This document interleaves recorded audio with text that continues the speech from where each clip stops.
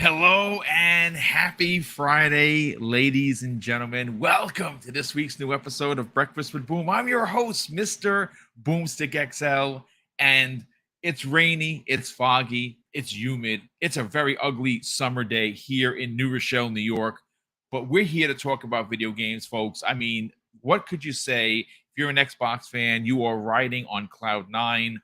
Gamescom is still happening. We've had a lot of our peers, a lot of our good friends, boots on the ground at Gamescom.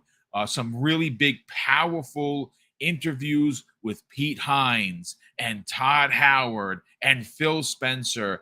And man, oh man, if you are someone that is or has been worried about, what's the next big direction for Xbox, well, we're going to break all that down because, folks, Phil Spencer had some really big things to say. And well, when you talk about Xbox, gentlemen, you have to talk about PlayStation. And normally, almost 10 out of 10 times, or even 11 out of 10 times, whenever Microsoft is just about or releases some really excellent information for their fans, Sony does what Sony does. And normally, they get out there and they drop a trailer for one of their bangers, right? Or they get out there and they drop some information that makes the everyone seemed to forget about Xbox. Well, that actually didn't happen because the information that was subtly put out there was a big flop. And we're going to be breaking down what this so-called PSP is all about and how you have to have these $200 headphones or wireless headphones in order to hook it up because, well, Sony just likes, putting the banana in the tailpipe of its fans. But listen, Crispy Bomb, we were talking and you were like, how dare they call this the PSP when it is a disgrace? This handheld on paper sounds great. But when we break down exactly what you're getting for your $215 after sales tax, you're going to be like, what a big pile of you-know-what. Crispy, how you feeling? Good morning, sir. PSP's back, yeah. Oh wait, what an L. Yeah, that's and I mean seriously, you couldn't have called it something else because this is not the PSP I grew up with. I'm sorry. I like I said before, it was the Game Gear on steroids, and that's something that it's their choice, but I think it's a terrible look because it's like, oh, we've moved on from the better product. And it's like, you could have brought out a new version of that and probably it would have sold gangbusters, but this is just going to sit on shelves just like the PSVR 2. I mean, we're going to get into more. Love the gameplay choice, Boom, as usual. And yeah, it's great to be here. You're here, sir. Why wouldn't I play Gears of War? Well, what's that beautiful game? It's good to be here.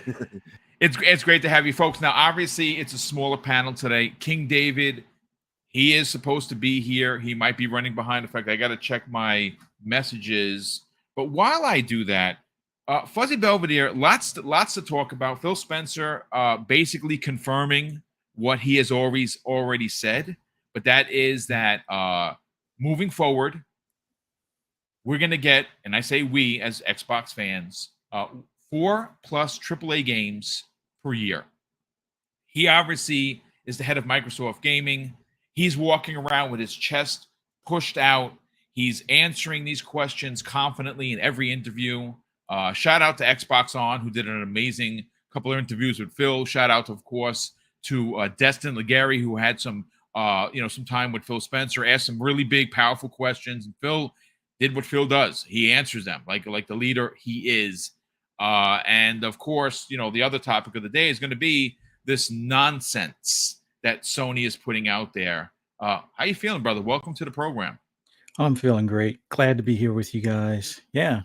Phil basically pulled one of these moves where he's like, look at me. I'm the captain right now, as far as when it comes to Activision, about when they ask, oh, well, Bobby Kotick doesn't feel that, nobody cares. Bobby's not, he didn't say those exact words. Well, he's basically said, well, I make the decisions. Exactly. So, and I would have liked for them to be able to say that they closed the deal, but it's inevitable at this point in time. With them going through this extended period, it has to be reviewed or at least processed or pushed through, considering the CAP tribunal was like, why are we doing this? Oh, well, you better come out with better come up with a different outcome at this point. So, man, just it's like gamers Christmas or Christmas right now, between the games that are there at Gamescom as well as the games that we are hearing about, possibly like with Phil slipping a little bit, saying something about the first game coming in the first quarter.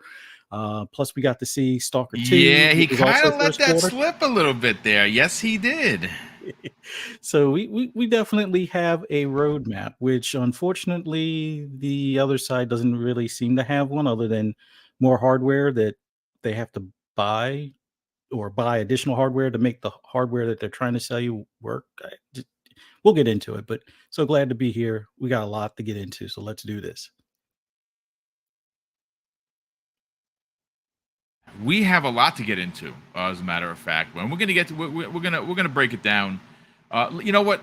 While we wait for, and actually the Dusty Uno is supposed to be joining us as well. We'll see if we can get him in here. If not, we're gonna keep it tight. We're gonna keep it friendly, and we're gonna have a lot of big points. Let's talk, gentlemen, about this this Sony shenanigans, if you will. Now, look, no one's here going to argue and suggest that the PlayStation 5 is not a good system. It's a great system, right? It has a lot of great games, and I quite enjoy being an owner. Spider-Man is going to be amazing, no pun intended.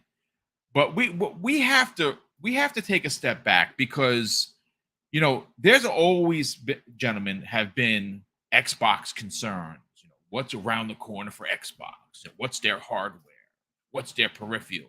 What's their games look like? Game Pass, unsustainable, right?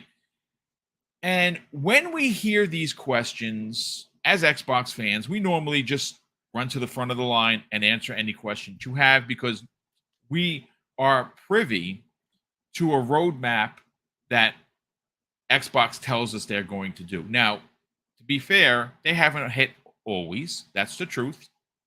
But we got to talk about what was announced during Gamescom. Well, first of all, let's bring a small question. This is a bit of an audible at the line here, and obviously you're a Chiefs fan. You'd appreciate this, because Mahomes does it all the time. Yeah. Does anyone else find it extremely bullish or even ballsy that Sony just doesn't even bother going to Gamescom? As big as that event is, they just like, well, we're still big man on campus. Crispy, what are your thoughts on just the complete no-show? Literally nothing at all. Not even a poster at Gamescom. I mean, you got to call a spade and say there's nothing to show. I mean, when you're trying to, show that portable there, their portal, and that's basically all you've said during Gamescom. And this is a player base that is very loyal to the brand, as far as, sales and everything else, always touted as an area that, it should be a talking point in the boardroom of, continuing that trend for them. And I don't feel that they care anymore. I think, they look at it as a market they already have and they can never lose it. And that's where I go and say, like, doing a simplistic thing like that without a game involved is concerning. I mean, it should be concerning for Sony fans. I personally don't have a PS5, so I really am just like, okay, whatever. But I mean, for them not to show it all, not even show up and do a little thing themselves, even if it's online, it's a little strange to me. I guess you could hope for something down the line, or they're just saving whatever they have for the Game Awards. I mean, but we're only assuming. So as of now, I mean, they're just treating, the European area like, we already got this in the bag. We're good. And I think that's just a bad look. And it's something that, those fans probably don't appreciate. And, some of them might have said, oh, I'm going to Gamescom regardless. And they might be like an Xbox right now if they're there, something that maybe they didn't think they'd be into. And we got games coming, people. So, watch out because a shift may happen, and I feel like it's right around the Well, corner. you're starting to see that shift now, aren't you? Because, like, I mean, listen, I'm not saying that it's it's an abundance, or every 5 tweets it's someone selling their PlayStation 5. But listen, I mean, people are selling their consoles because look, I am over the moon excited for Spider-Man. I bought the plates for my PS5. I bought the controller. I got a Miles Morales a cable guy waiting right here to hold the controller. Like, I'm in the bag, right? But I am a Spider-Man fan. I'm a Marvel stan. Not everyone is. Not everyone cares that Kraven the Hunter is the antagonist of this game, right along with Venom. A new version on how they're going to tell that story. See, for me, that's exciting. Maybe for more than half of the PlayStation 5 owners right now, they're like, I don't give a shit. I could care less. Yeah, well, and you have to look at it this way, the way I am, I follow a lot of PlayStation gamers. Some of them that get personal or toxic, that's when I mute or block them. That's the only way. Like, you start getting personal with me, I'm not doing that. So it's one of those things that they're talking more about Xbox than Spider-Man 2. And I think that should be a concern, because is there Spider-Man fatigue for some people? I mean, 3 games. Well, they had 3 games in 5 years, brother. So maybe. And that could be a possibility. Also, there's been a lot of movies too. You know what I mean? Is there a little bit of Spider-Man fatigue? I mean, I think something that they can probably have gotten away with a little better is if Wolverine and Spider-Man 2 switched. And that was the case. It's obviously not. I mean, they literally just probably started developing it, when they announced it, because all we got was that slight teaser. So I look at it and I say, maybe that's something that's happening. And that's where, like, I call out people all the time. Like, dude, like, you're talking more about Xbox than your own platform. Like, you know what I mean? Like, we talk about Xbox. Like, we'll talk about PlayStation on the show. But when we're in the Twitterverse or Xverse, we kind of just talk about Xbox. We're really not like, if Sony does a stupid thing, like we're going to talk about later, we call it out and we say that this doesn't make any sense. And I'm going to tell you something right now. We would do the same to Xbox. We would. And that's something that you got to realize. Like, you guys, you got a platform and you got a new game coming out, and I'm hearing nothing. And Sony's being super quiet about it as well. It's a little strange. I'm a little confused by it. And, at the end of the day, maybe they say, hey, like, Starfield looks pretty good. New IP. You know what? I can own 2 consoles. Or you know what? I need to play Starfield. PlayStation 5, you're still pretty valuable. I could trade you in. I can get that. I can get the early access to Starfield. Let's go. You know what I mean? That's what some people are probably thinking right now. I absolutely agree. I listen. What could you say? I mean, it is the biggest game this year. It's already being deemed by many people who are not breaking NDAs, or just, like I said, I know several people that are playing it, and they haven't told me squat because they can't. What I have heard is wow, and I can't believe what I'm playing. You get a couple word sentences. I mean, like, for instance, Jez Corden, when he got his code, because I know I got his code, all he put on social media was OMG. Yep. Jez Corden is very, very, he could be very subtle at times. And when he's excited about a game, he lets you know in the most subtle way. But let's continue this conversation about Sony not being there. Fuzzy Belvedere, this is, like, a lot of people think this is arrogant Sony. Now, I think Crispy's onto something. They don't have anything to show. And that's what I was alluding to in my opening, is the fact that, well, normally Sony gets out there and they try to push Xbox out of the way. That's just what they do. Mm-hmm.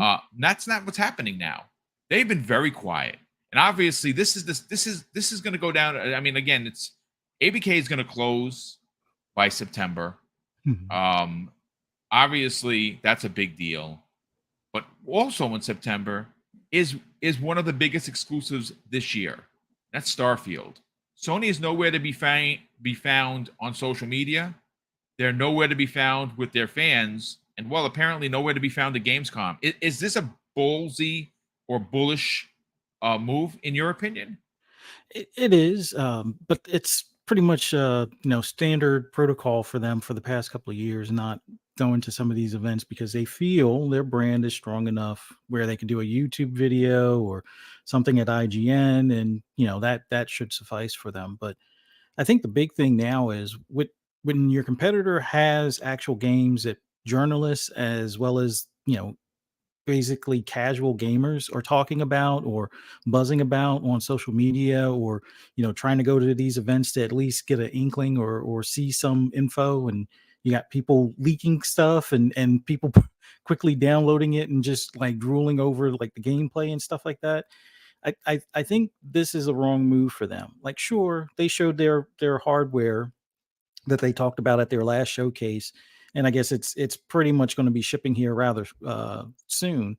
But this isn't the time for them to kind of sit on their hunches. Like, there really isn't a roadmap, as we know, other than, well, Spider-Man comes in October, which, funny thing is, people were talking about, oh, Baldur's Gate is going to knock Starfield out, and now Baldur's Gate will be probably coming to Xbox when Spider-Man 2 comes out. So we'll see how that shoe Could fits very for well them. be, sure. But Sony is playing their old tactics, and I don't think it's landing as well as it used to. Like, you have some of their fan base picking at start screens and things like that, and then they come to realize a lot of their start screens aren't much more enthusiastic, let's just say. But it's not about a start screen, so we'll move on from there. But when it comes to Sony right now, what is coming the early part of next year? We don't think it's Wolverine, because Wolverine's more than likely going to be a 2025. If it's 2024, it's going to be a late 2024. So you have a lot of space in between. And I think, and I don't want to throw Bungie under the bus, but I kind of feel like they're partly responsible for some of these games getting delayed, where Sony would drop a trailer for something upcoming, but Bungie saw it, and with the whole games as a service thing, they're like, that ain't it, chief. So a lot of that stuff is put on the back burner or canceled or back to the drawing board kind of stuff. So Sony is in a weird position. Yeah, they're selling hardware like gangbusters, but that's going to last them until the games start drying up. And it looks like after Spider-Man, we really don't know what's coming as far as for first party. Sure, there's some third party things that they'll do splash screens and advertise on YouTube and social media and stuff. But after that, it's like, when do we hear about a Ghost of Tsushima 2? When do we hear about this rumored space or sci-fi game from Cory Barlog? When do we hear about a potential either remaster or reworking of like a Resistance or even like Twisted Metal or any of those types of things? So there's a lot of stuff that they seem to have working in the background.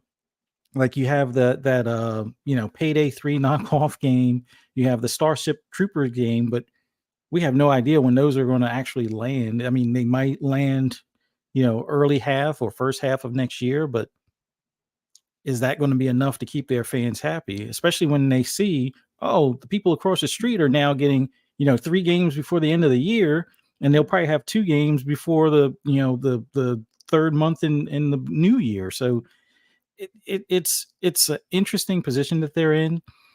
Yeah, they feel confident in Europe because they have such a dominance in that region. But I would have to believe, if I'm Sony, I would like to have that PSP wannabe thing in at Gamescom, so some people can have hands on. Like, it's great to put it in IGN's hands, but put it in actual customers' hands, so that way, if because there's a bunch of questions I have about that thing, which we'll probably get into later, but I would like to see if there's Wi-Fi at Gamescom, if they can call back to their own PlayStation, clear out the data as the next person hand or plays around with the handheld. But yeah, it feels like a missed opportunity to have some of those products there. They just had a sci-fi game that's very cinematic that didn't seem like it scored well. That was like I'm assuming it's a timed exclusive. It might even be a full-on exclusive, but it's by a third party, that Fort Solace or whatever it's called. Yeah, And it's it's not like, getting good reviews at all. so it's a weird time for Sony. Sure, they'll bounce back when they figure out what they're going to replace Uncharted with, and we'll see about the whole remasterings of The Last of Us, and see if Factions ever comes to be. But yeah, it feels real weird for Sony right now. As somebody that has both consoles, I'm only playing Gran Turismo at the moment on that one. There really isn't anything new that's not like a rehash or a remaster, other than looking forward to Spider-Man when it comes out. But I doubt I'm going to be, well, I already made the plan. I'm not buying it day one because I got Starfield to play, in the matter of 4 or 5 days. And then I got Forza right after that. So Spider-Man for me is going to take a back seat until early next year. And if rumors are true with like Stalker 2, well, not rumors, but the timing is true as far as Stalker 2 and Yeah, it's first quarter. Hellblade. They confirmed that. Yeah. Yeah, Spider-Man might even take a further back seat. So we'll see. But yeah, I won't say it's doom and gloom just yet, but it is strange. I'll just put it that way. Well, I mean, listen. Let's first of all, the Dusty Uno is not going to be joining us. He actually just DM'd me. He is not feeling well, so shout out to him. Hopefully, he feels better soon enough. And I'm still waiting to hear from King David. Obviously, I spoke with King. I speak to King almost at least once a week. He's supposed to join us, so just bear with us as we wait. But let's break down the new PlayStation Portal details. Now, this comes the way of Tom Warren, and why this thing is dead on arrival is based on everything Tom Warren has in his one tweet. Now, this is, to me, I don't even understand what Sony's doing. Now, gentlemen, we have to understand, and folks, listen, I'm not even sure how many people we have here. We have almost 500 people here on a Friday morning, so thank you so much for checking us out. This isn't a pile on the rabbit situation, right?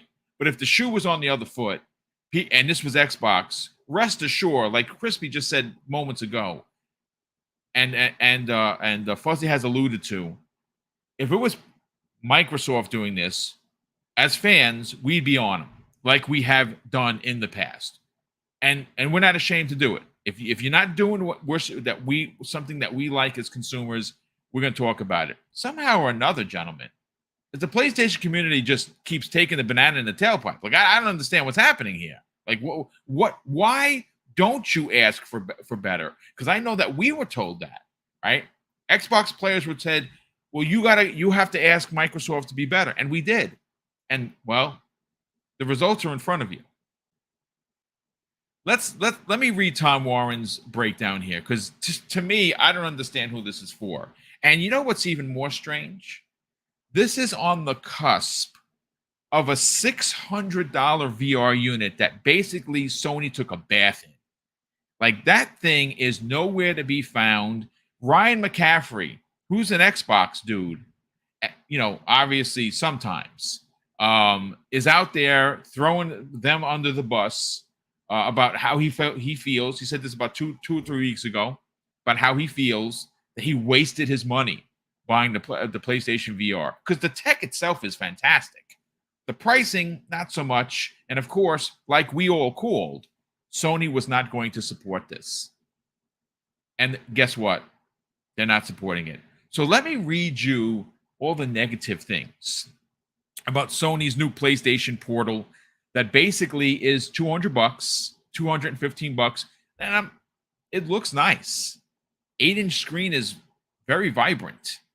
I think it does look a little flimsy. I don't have one. I'm not going to have one, so I don't know if I would imagine it's made, sturdy, because Sony makes good products. But, this is, please tell me if I'm crazy here, gentlemen.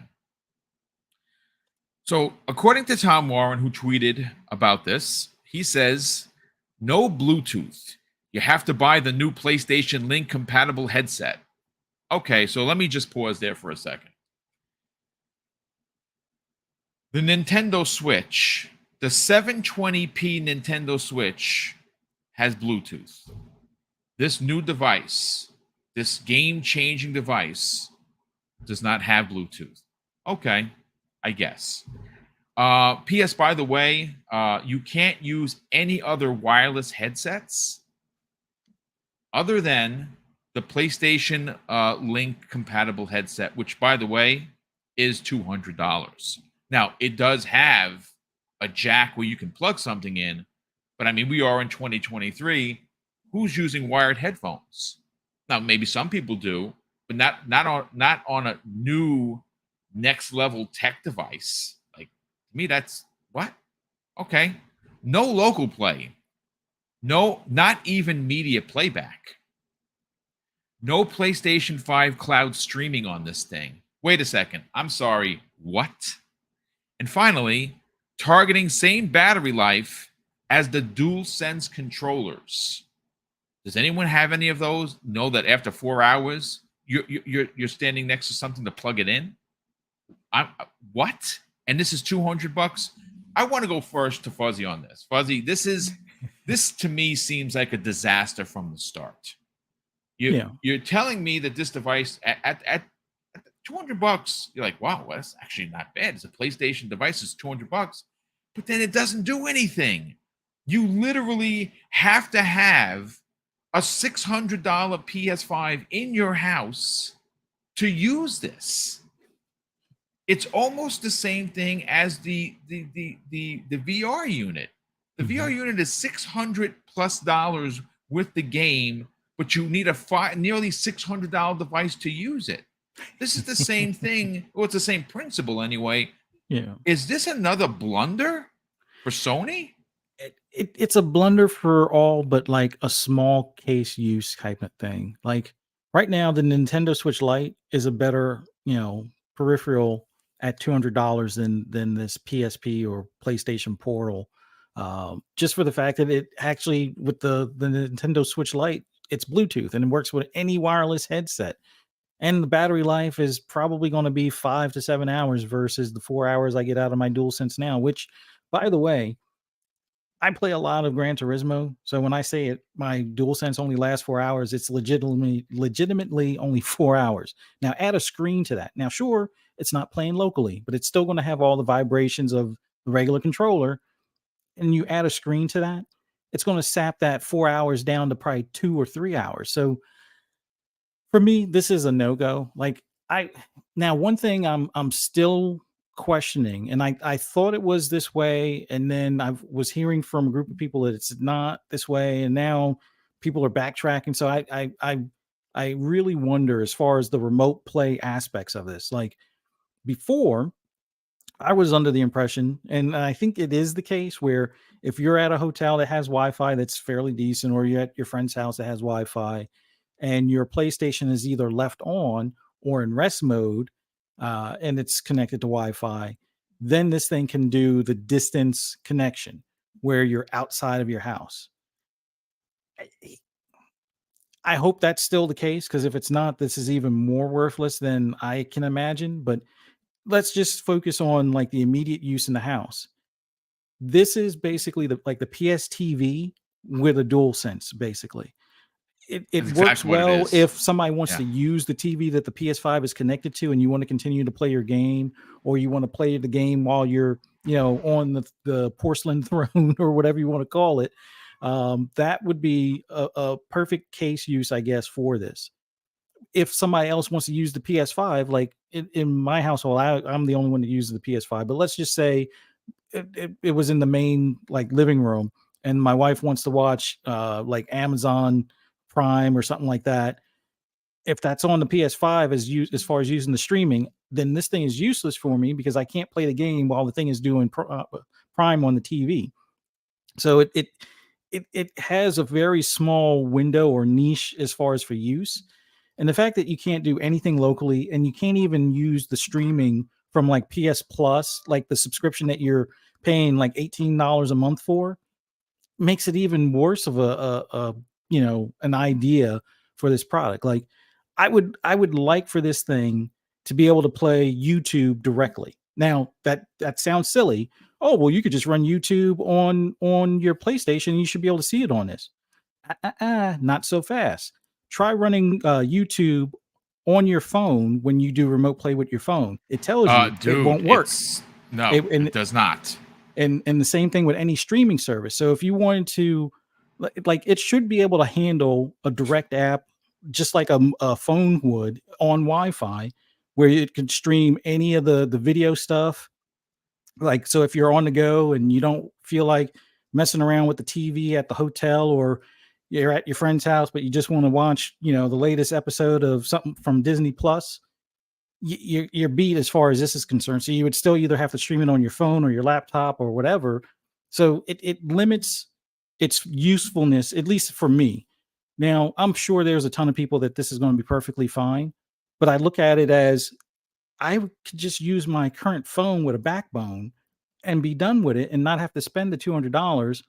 And then, yeah, it works with like pretty much any wireless, well, not wireless, but like wired headset that uses the 3.5-inch jack or millimeter jack.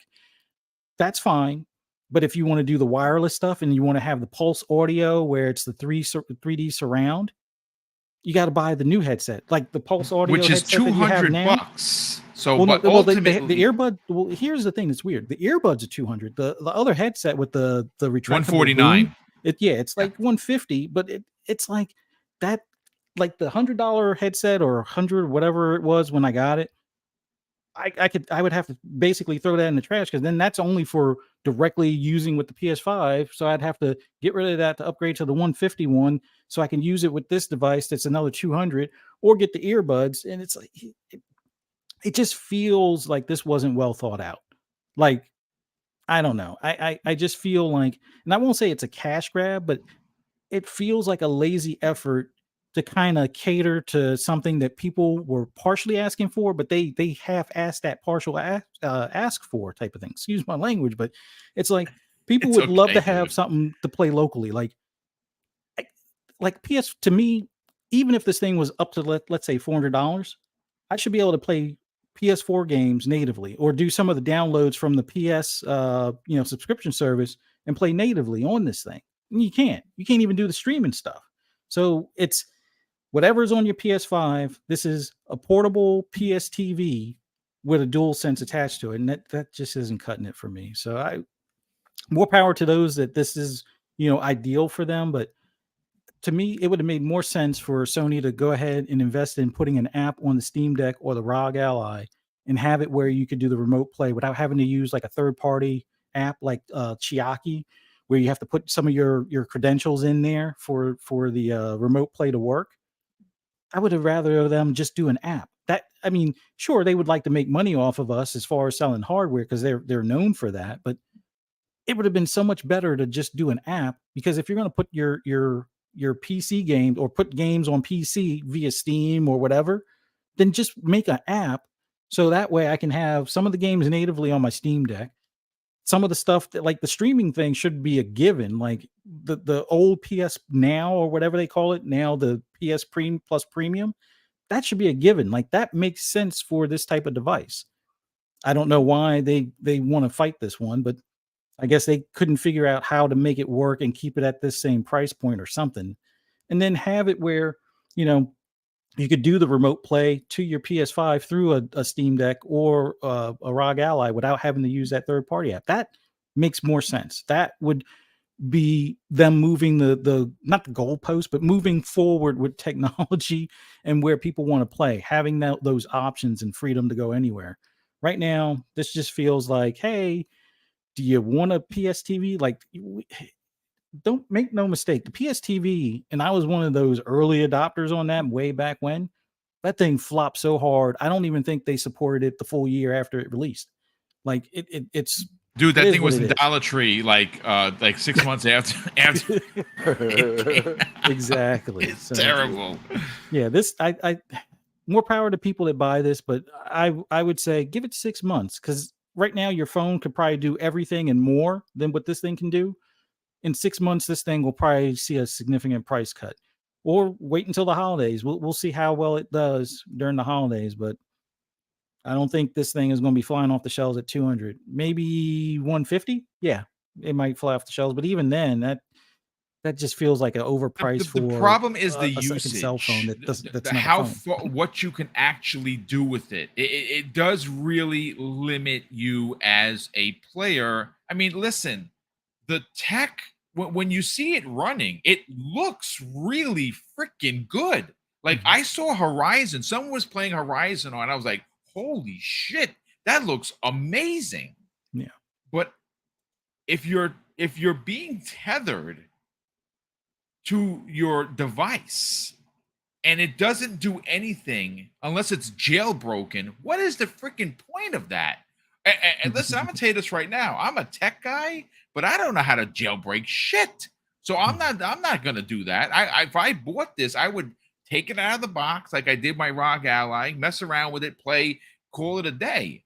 You Mhm. can't the limitations of a $200 device in the same year that they have no first party support other than Spider-Man at the end of the year, a PlayStation VR disaster, and no roadmap for the remainder of the year and 2024. I'm sorry to say, if you're a PlayStation fan and you're not asking this question, because this isn't a console war thing, this is like, let's be for real here. Crispy, let's bring you into the conversation because I think I set it up for you perfectly. If this was Xbox, you and I have gone on podcasts, whether they're our own or someone else's, and we have given Microsoft the business because they deserved it. No one, including the media, is giving the what is going on at PlayStation talk. Why? Dude, your guess is as good as mine. I don't understand it. And I feel like this happens in our world all the time. You become brand loyal. You become, a certain aspect in your brain, and you can't shut it off. And like the only thing that I have in my life that I will never change is being a fan of the teams I'm a fan of. You know what I'm saying? And there's plenty of people that flip flop in between, and I could care less. I know I'm a Chiefs fan, and that's it. And that's been my whole life. So other than that, I look at everything objectively and I say, okay, you're telling me that if you are you're a hardcore, like a hardcore PlayStation fan, you're going to spend, and these are averages, I'm not getting specific because prices do change, $500 for a console, $600 for a VR peripheral, $200 for a headset, $200 for this PSP. My quote fingers are up. Are you kidding me? That's $1,500. You could buy a good computer with that. So you mean to tell me that people that already have a PS5 get a PSVR 2 and feel like Ryan McCaffrey did? And I'm sure there's plenty of other people that are just not saying anything and feel the same way. You think they're going to go and say, "Oh, well, this is a good idea." No, it's not. Now, you guys could give us all the BS in the world about, us buying controllers and stuff like that. Okay. Well, we don't have to worry about 4-hour battery life. You either have, and I mean, they're really like most of these controller packs for the Xbox, they're like $15 for the whole thing. You can get that. Yeah, the And you play can and have, charge kits. Yeah. and you can have the pack, and we could either have ones that plug in. We have so many options. Yes. Wow, options. You know what I'm saying? You Like, can also throw AA batteries in there if you wanted. and I'll tell you right now, you go on Amazon, you can get AA batteries pretty cheap nowadays. I'm just Yeah. saying. Like 9-volt. Some other batteries are really expensive, but AA batteries, they are made in abundance and they will last you like 15 hours. On top of that, I'm an Elite controller, Series 2 person who has a controller that never dies. Like, I can never play long enough for it to actually die. And I go and say, if Xbox was going to go and have an internal battery, I would only want that, because that's that, and charge an extra $10-20 if that's the case. You know what I'm saying? Because that battery is worth the weight in gold. So I look at battery life. I look at, what are they trying to be, Apple? You can't connect Bluetooth. Like, I can't take one of my headsets that I connect to even my phone. You know, like it's just like, dude, like, what are we talking about here? Spartan 1210 agrees with you. He says in the chat, Xbox battery pack with charge cable. I have never understood the argument against having options in all caps. Yeah, and that's like, I really feel like Sony thinks they're Apple. And I'm sorry, like, Apple brand loyalty is bar none. Now, I've been an Android guy. I have an Apple now. I go where I feel I'm getting the best value, or, you know, now that I've had, and I only have an 11, so it's pretty old. It lasts. Like, usually by now I would have another Android because the thing just won't run right. And that's something, you know, like maybe I pressed the wrong link or something like that, and then a virus comes in. What Apple has is more of the security element that allows me to, you know, if I screw up, it'll say this site is, you know, it'll give me a pop-up and it will stop it in its tracks. So that's the value I have in you know, Apple. I didn't buy any of their peripherals. You know, I hate that, you know, that I have to buy a certain charger. Like, these are things, but at least I can go buy a wireless charger now and just flop it on there, and that's what I use.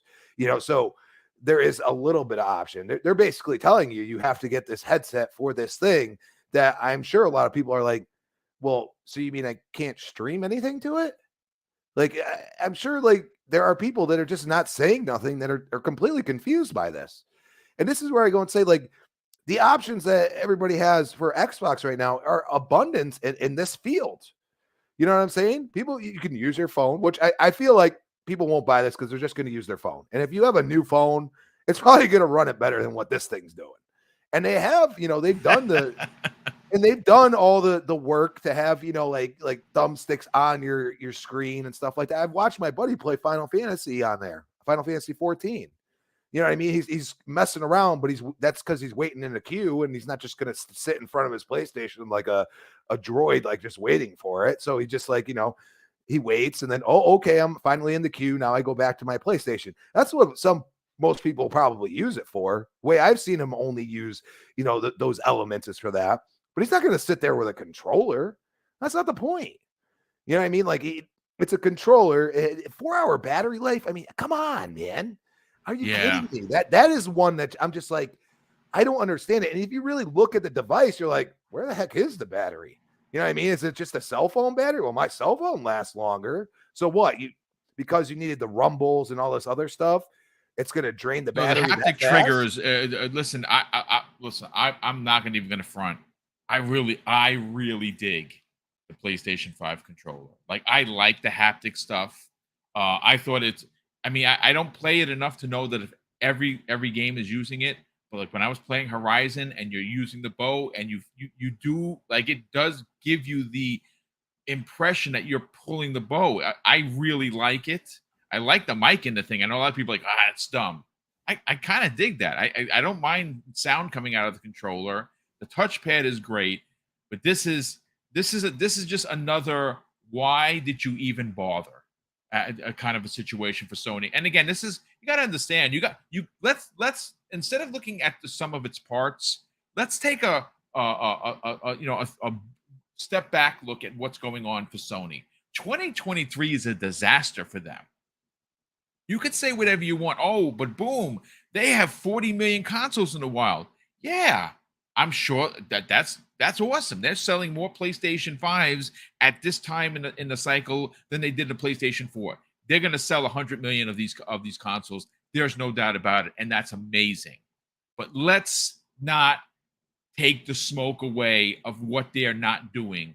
The same smoke that came to Xbox for all the years that they were like, wait till next E3, no first-party games. That's happening right now. Two companies are role reversing. Sony has become old school Xbox. Xbox has become old school Sony. Anyone that doesn't see that, you are lying to yourself. Yeah, because Xbox is acting like exclusives matter now.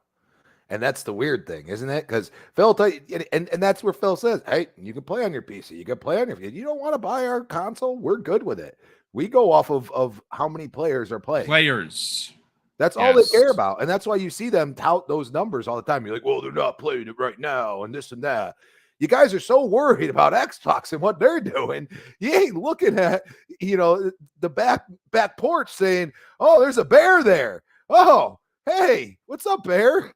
Oh, that's my PS5 there. I ain't using it. Why am I not using it? No, I'd rather play Thumb Wars on X. Yeah. Okay. I can't understand being that loyal to a product.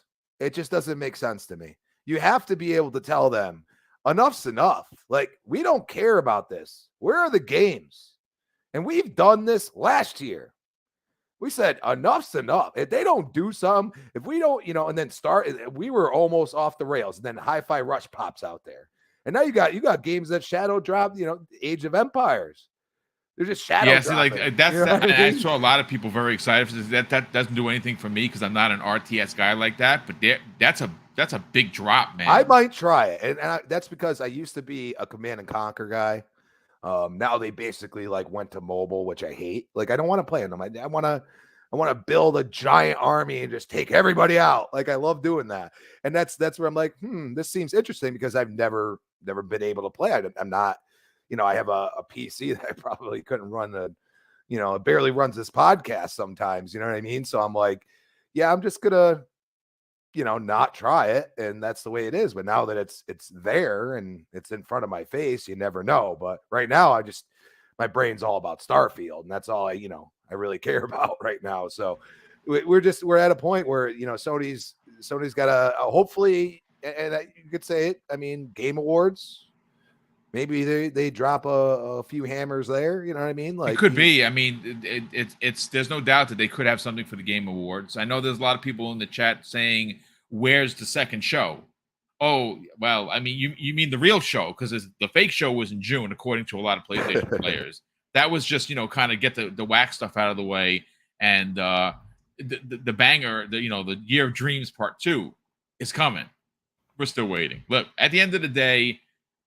This isn't we're not console warring here, folks. We're having a conversation.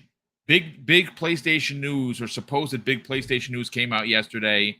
During Gamescom, event that they just didn't bother showing up to, and this is what they provided for their fans: garbage. That's what it is.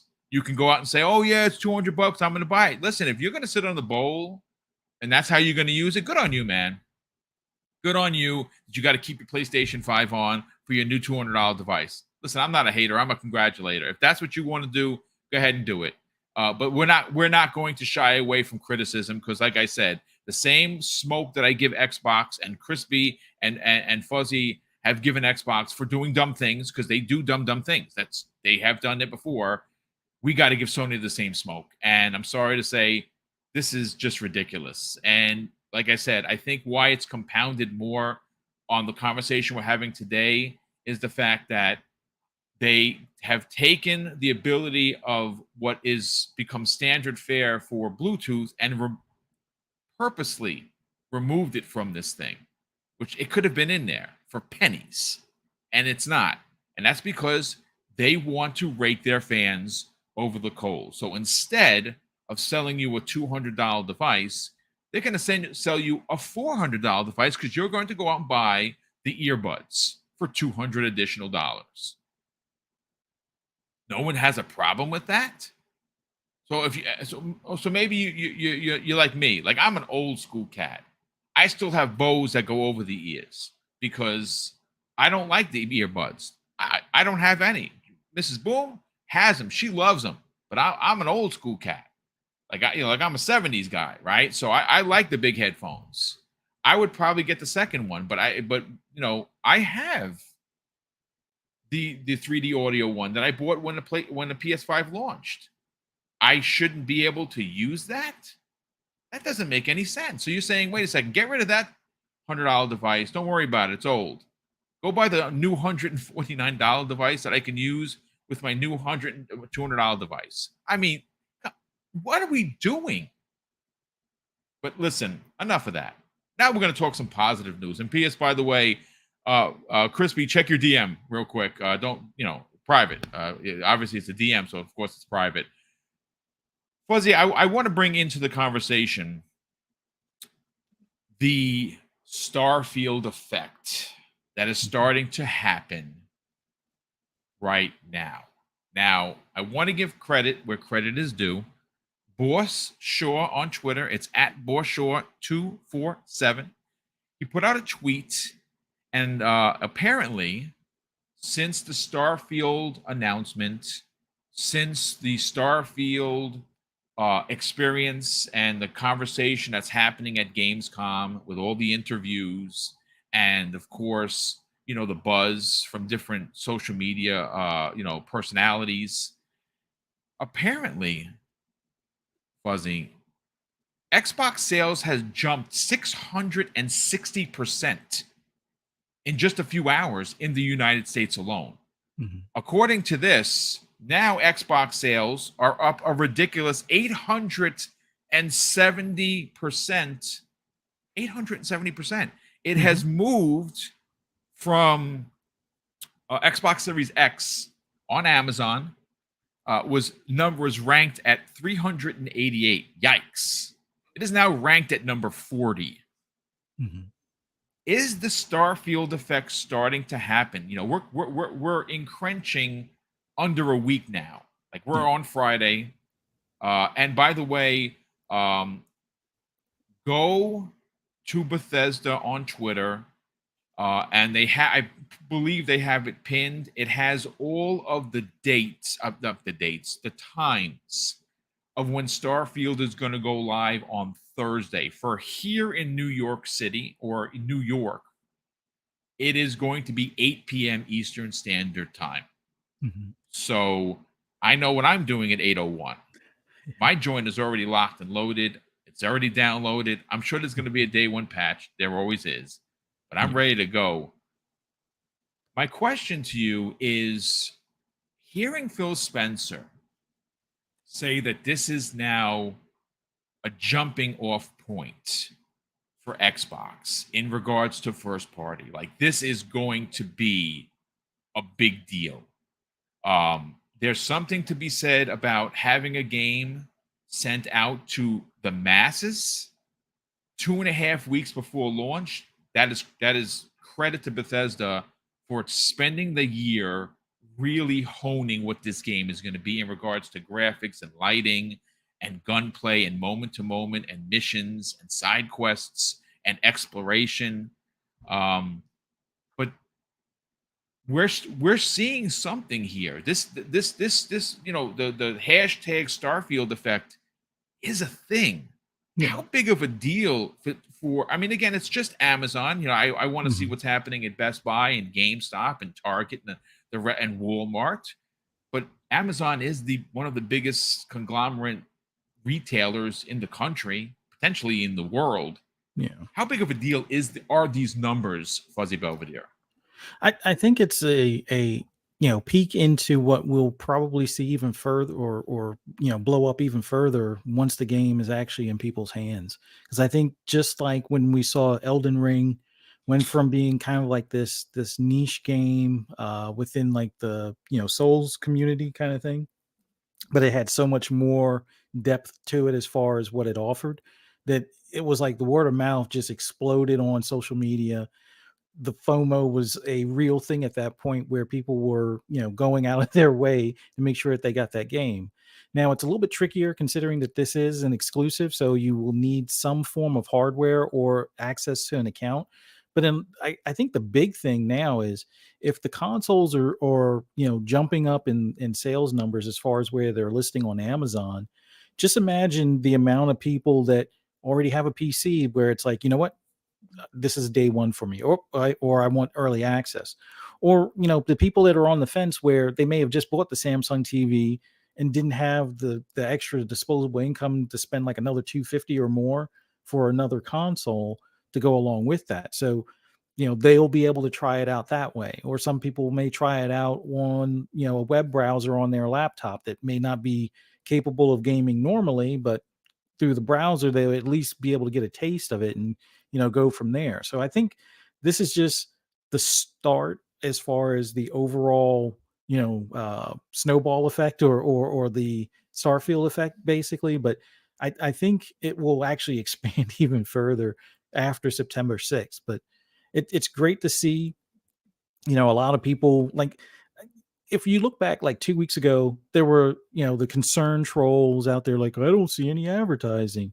What's going on? They need like 8 weeks of marketing and blah, blah, blah. And it's like, this is a Bethesda like pillar style game where Yes. they had a draw with their Fallout series and with their Skyrim/Elder Scrolls series, so they don't really need to market it as much as, like, let's say a new IP per se. Even though this is a new IP, this that brand in itself is enough.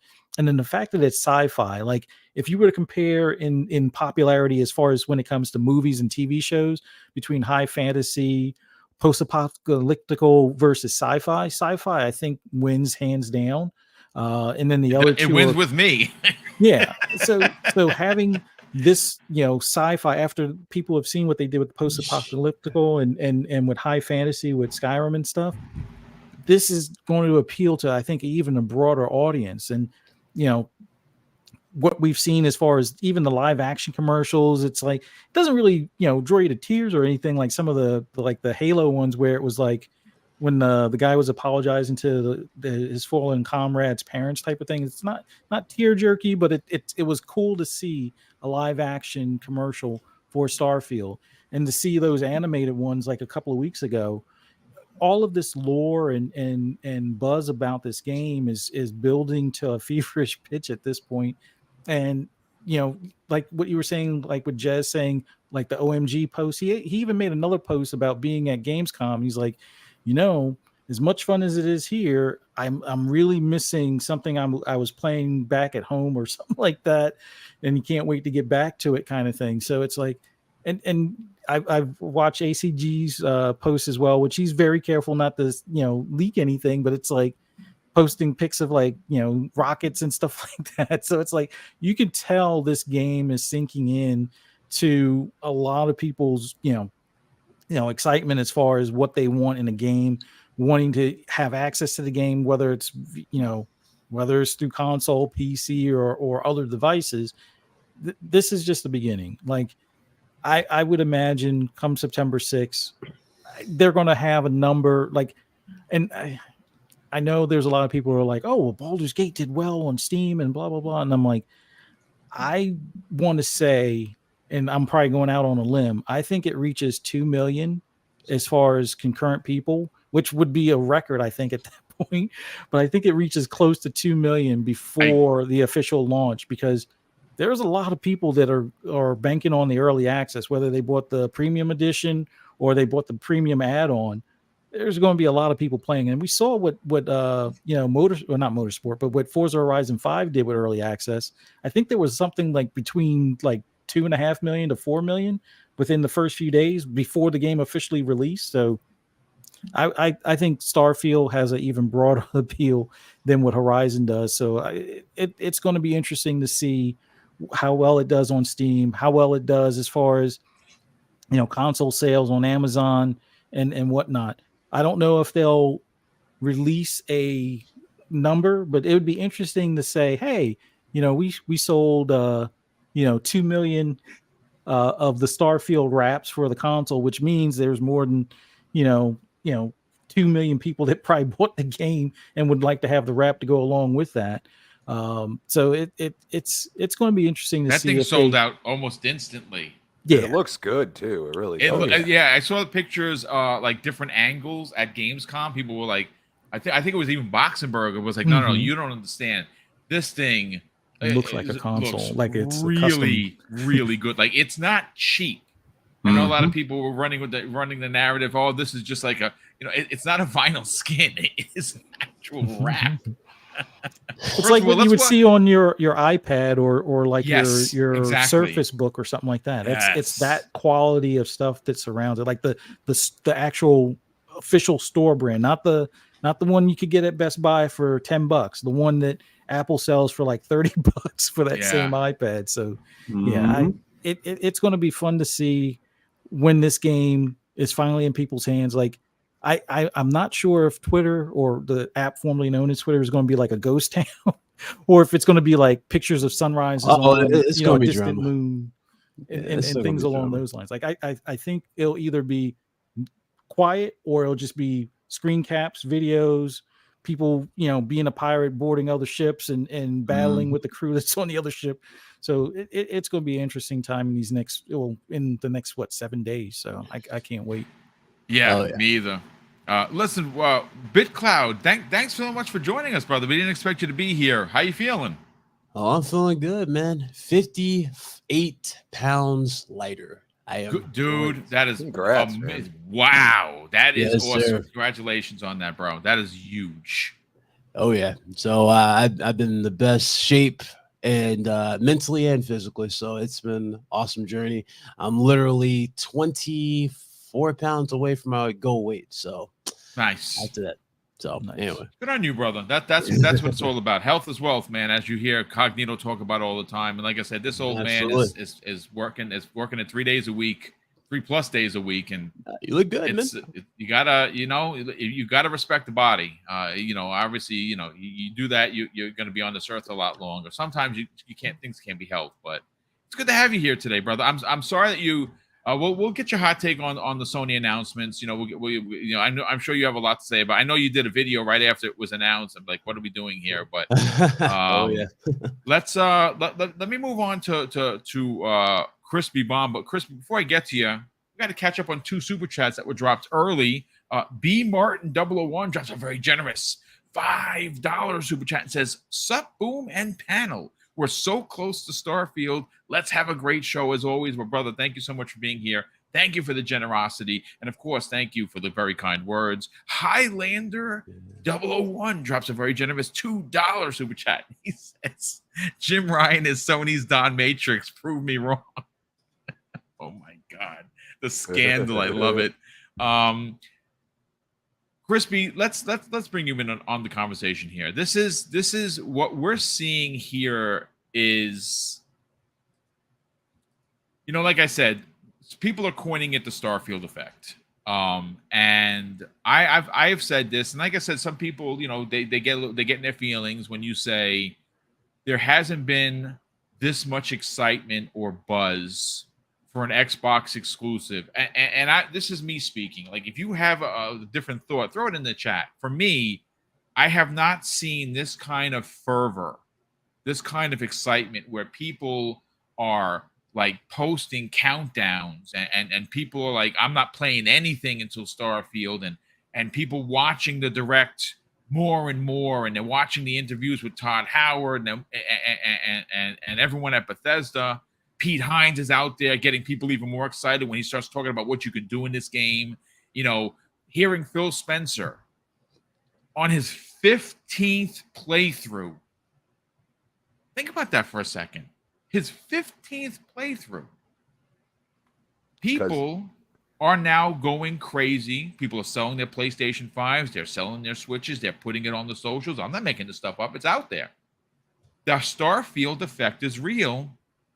We might see hardware sales triple at any one point for Xbox with this game. It's going to be big. Do you believe there is a Starfield effect?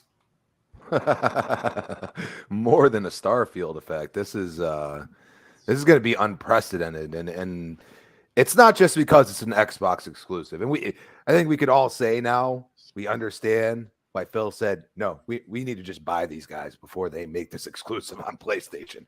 This needs to happen. And, it's completely the reason that it's a Bethesda joint. But I'm hearing words like beautiful and gunplay is amazing and all of these weird things that you just like, I grew up with, Fallout 3, Fallout 4, beloved games.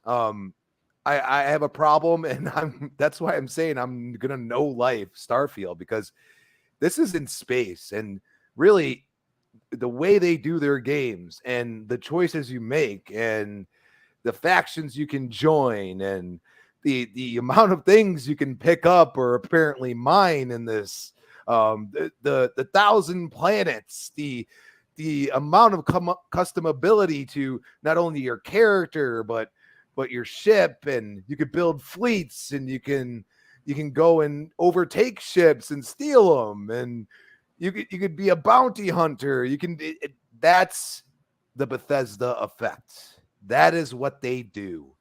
They tell you, here you go. Here is this ultimate sandbox, and you get to do whatever the heck you want. And that is something that people are going to be building. People are just going to be into like getting as many ships. People are just going to be streaming that, okay, I am going to try to make all of these like little settlement things on every single planet and see how long it takes me. There's going to be an endless possibility of people just saying, I want to do this specific thing for as long as possible and not even beat this game. Yes. And that is where the hours come in. What did Pete say? 160 hours he's already played of it. 160 hours. And he's probably only had the game in his hands for a period of time. He said he hasn't even cracked the game open at 160 hours. Like, what? They are, they have, and then the mods. You don't even want to go with the mods. You're going to be able to, and supposedly Xbox is going to be doing what they've done with Fallout 4, and you probably lose achievements like they usually do, but they will support the mods. And like, you're going to have like a Fallout planet. If that's not already the case, like we've kind of speculated, like, oh, I wonder what Earth's like, you know what I mean? I wonder what's going on there. So like, these are like things like, dude, like you're going across the galaxy. You are doing things. You want to nitpick certain things by all means, but I'm also hearing haven't had bugs yet, stuff like that. It's unheard of for their games. And this is why we hated that it got delayed, but the end result is looking pretty darn good. And this is why the wraps have sold out, the amount of percentage that the consoles are selling. It seems like they've gotten stock and they've been holding out for this moment.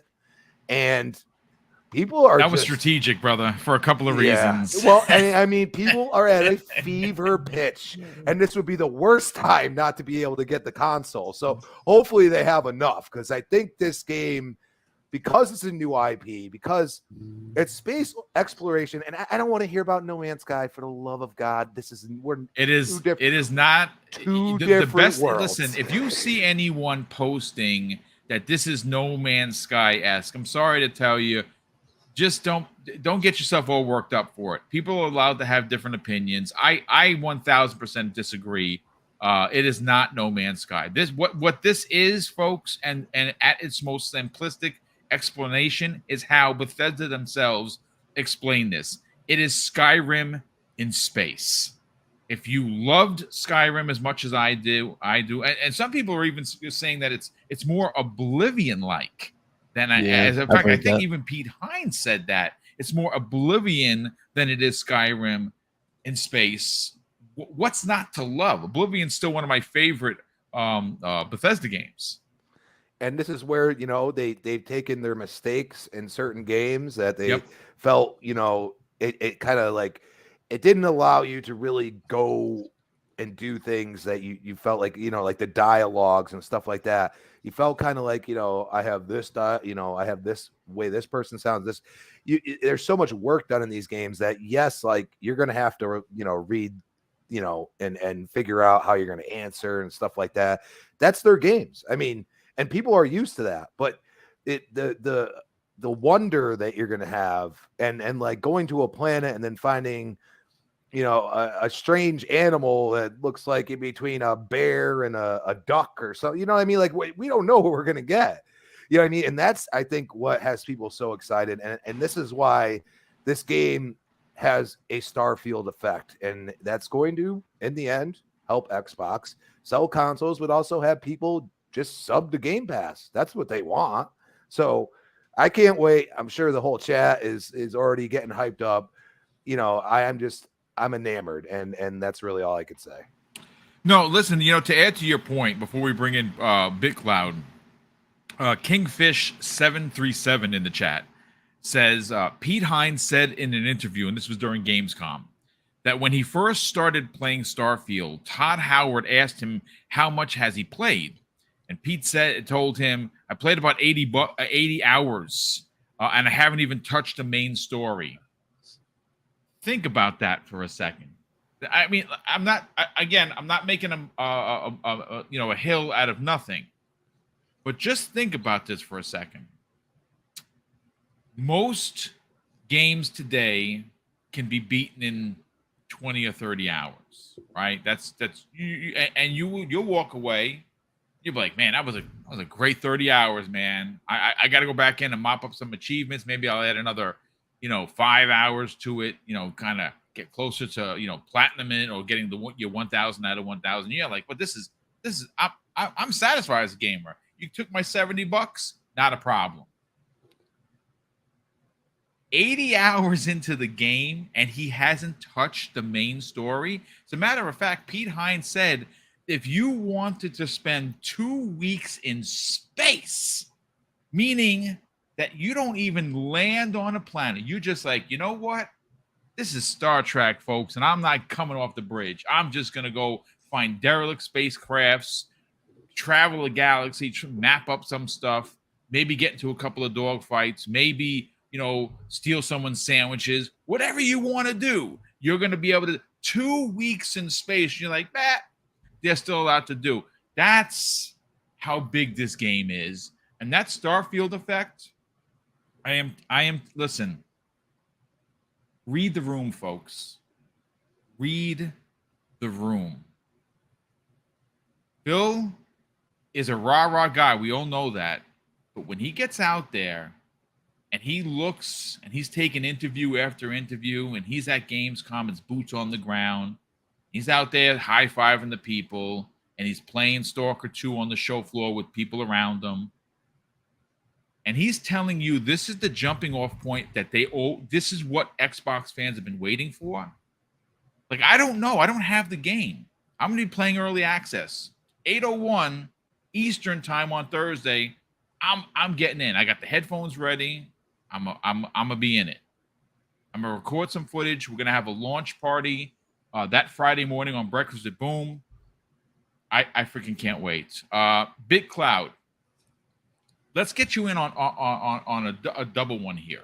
You obviously you literally just missed this PlayStation Portable, whatever. It's portable. Yeah. As a matter of fact, Chris Baum was like, "Yeah, I'm disgusted because they call it PSP." Yeah, I call it the portable. How dare they call it the PSP? Let's talk about this for a second, because obviously you have a fantastic PlayStation channel. Obviously, you're I think one of the finer representatives of the PlayStation brand. You give them their flowers when they deserve it, but you also give them the smoke. This PlayStation Portal I don't even understand why it exists. I get it that it's a new piece of tech. What I don't get is it's $200 and you need a PlayStation 5 to use it. Mm-hmm. You also need a pair of $200 earbuds if you want to use wireless earbuds, because they took the ability of Bluetooth away. Again, more anti-consumer behavior. And if you want a cheaper version, which is the one I would have taken, because I don't like the earbuds, the new headset that replaces the old one that you bought and I bought and everyone bought when the console launched at $100, which is great, a great priced item. And the 3D audio was fantastic. They make you spend a $150. So this is not a $200 device. I mean, you could plug something. There is a jack there for you, but does anyone want to put a jack into their new peripheral? It's new. What is new technology? What do you mean I have to use wired headphones? This is crazy. Yep. Get your hot take on this, man. So there's a lot of there's a lot I gotta say about this, because we all are on Twitter. So the main thing that gets thrown around, especially when there's even a slightest bit of Xbox news, that's like not even like the biggest, right? But people start talking like, "Oh, standards. Where's the standards in Xbox? Where's the standards and all this stuff?" My question is, where are these people that talk about standards? Where are you at talking about this? I did a video on this, And my comment section is probably one of the spookiest comment sections I've ever seen. I had dudes bringing up the Xbox mini fridge to try and deflect this handheld. The mini fridge. Yes. That was a joke. My man said, too. my man literally said, you know, like Big Cloud, you think this is a cash grab, but you don't think the mini fridge is? As if I said anything about a mini fridge or even brought Xbox into the equation. Remember, this is a PlayStation issue. This is not an Xbox issue. So the fact that we're using PlayStation to mask or Xbox to mask an issue and deflect is ridiculous. But it makes you wonder, again, where are the standards?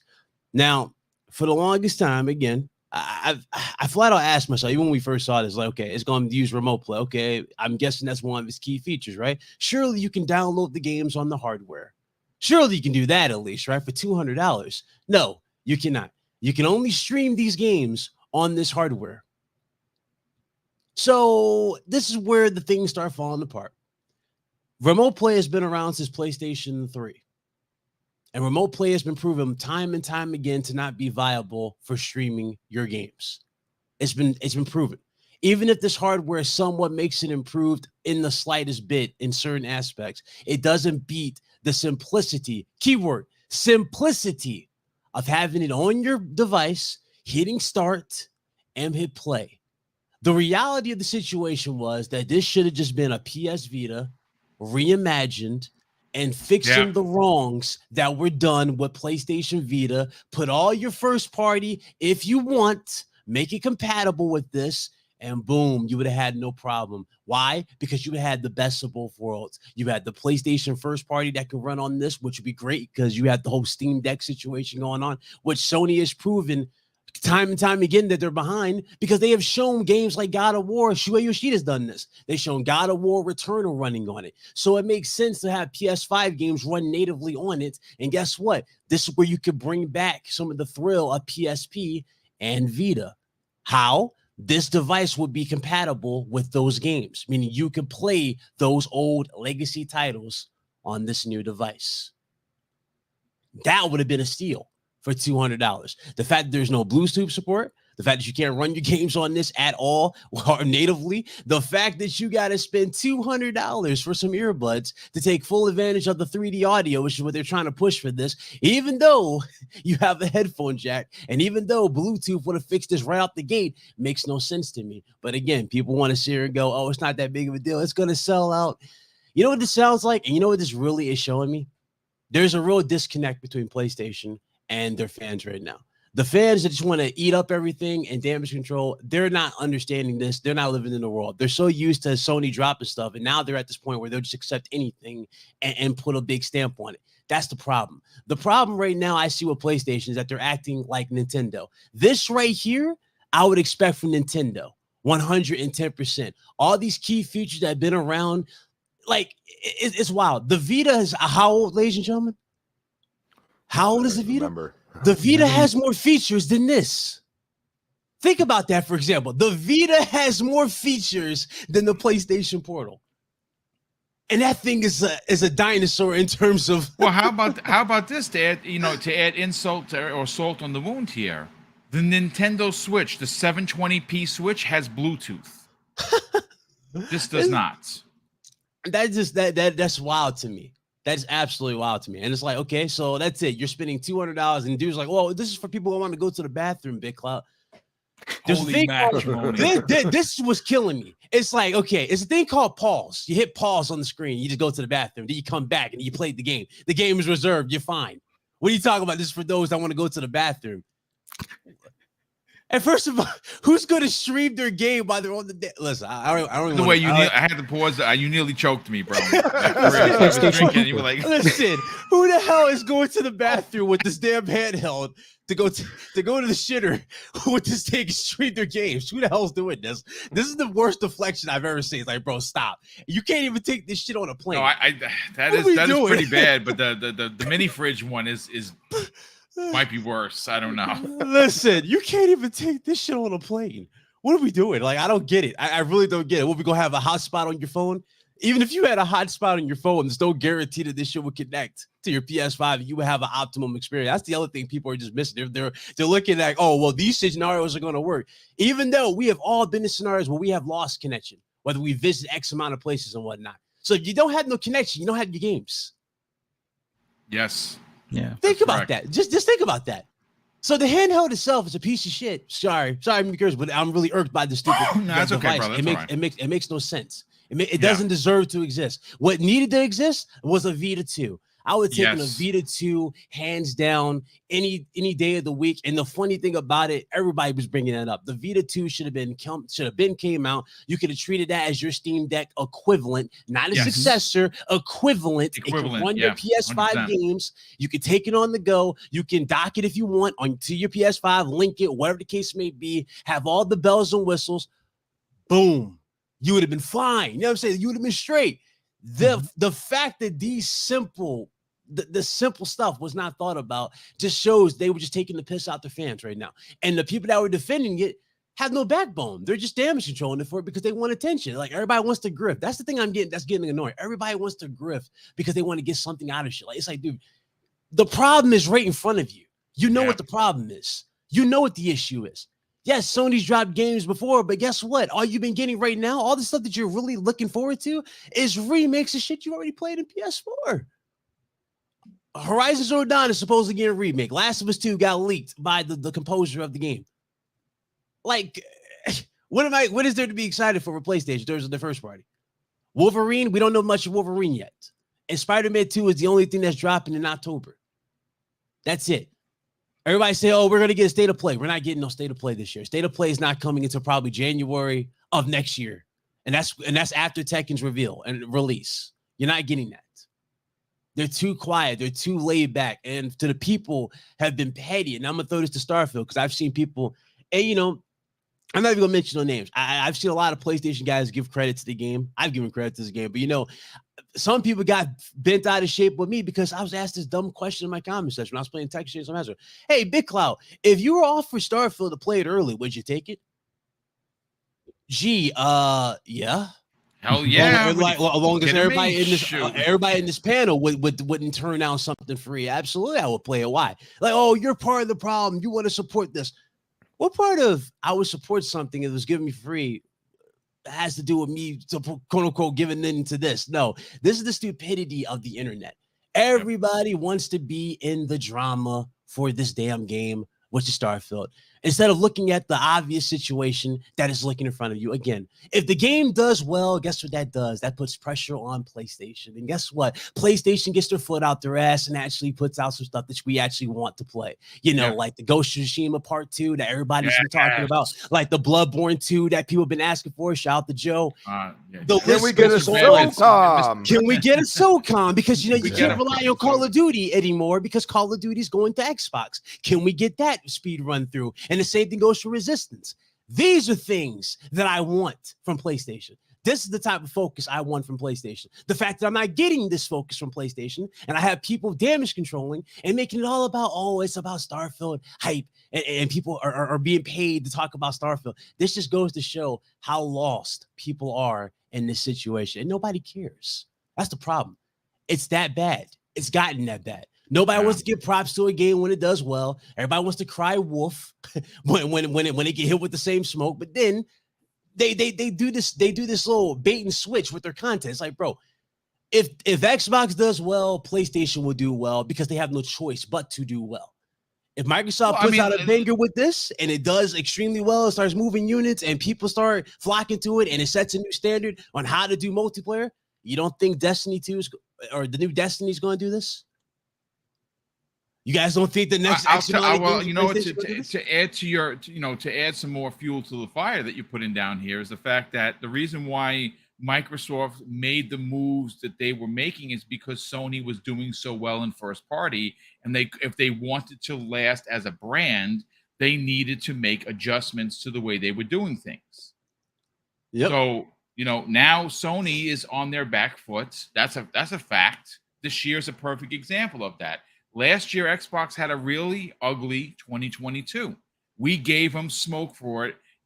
Everything that's coming out this year now was supposed to come out last year. Now stuff got delayed. You know what? Delays happen. And some delays are good. Starfield and Motorsport are a perfect example. Some delays are just not enough, and that's Redfall. Right? So, and that happens. But Sony, and this is where we get into the weeds here. And we're gonna cover a topic, and being that you're here, we can get into it, because the next topic we're gonna talk about, folks, is what Phil Spencer had to say about 4+ AAA games per year confirmed starting in 2024. And the one thing that we didn't see, BitCloud, for Sony was a roadmap for next year, which is normally what they're good at. If they don't have stuff to show, they will then, of course, pull the curtain back and say, listen, we don't got it today, but take a look at this. Year of Dreams. And people are losing their minds, and they're selling consoles. People bought Spider-Man a year and a half before its release because of how good it looked. They didn't have that this year. Their June show was awful. Absolutely awful. But listen, you know, it's wild about the whole Spider-Man thing. And y'all know I'm a big Spider-Man fan. Of course you are. I talked about it. I talked about it when we opened up the show. I cannot wait for Spider-Man 2. I am a diehard. But you know what's wild about that? You remember when we first saw the gameplay reveal? These same people that are talking about how it looks better than Starfield and all this shit, or where the dude saying it didn't look good, it looked like more of the same.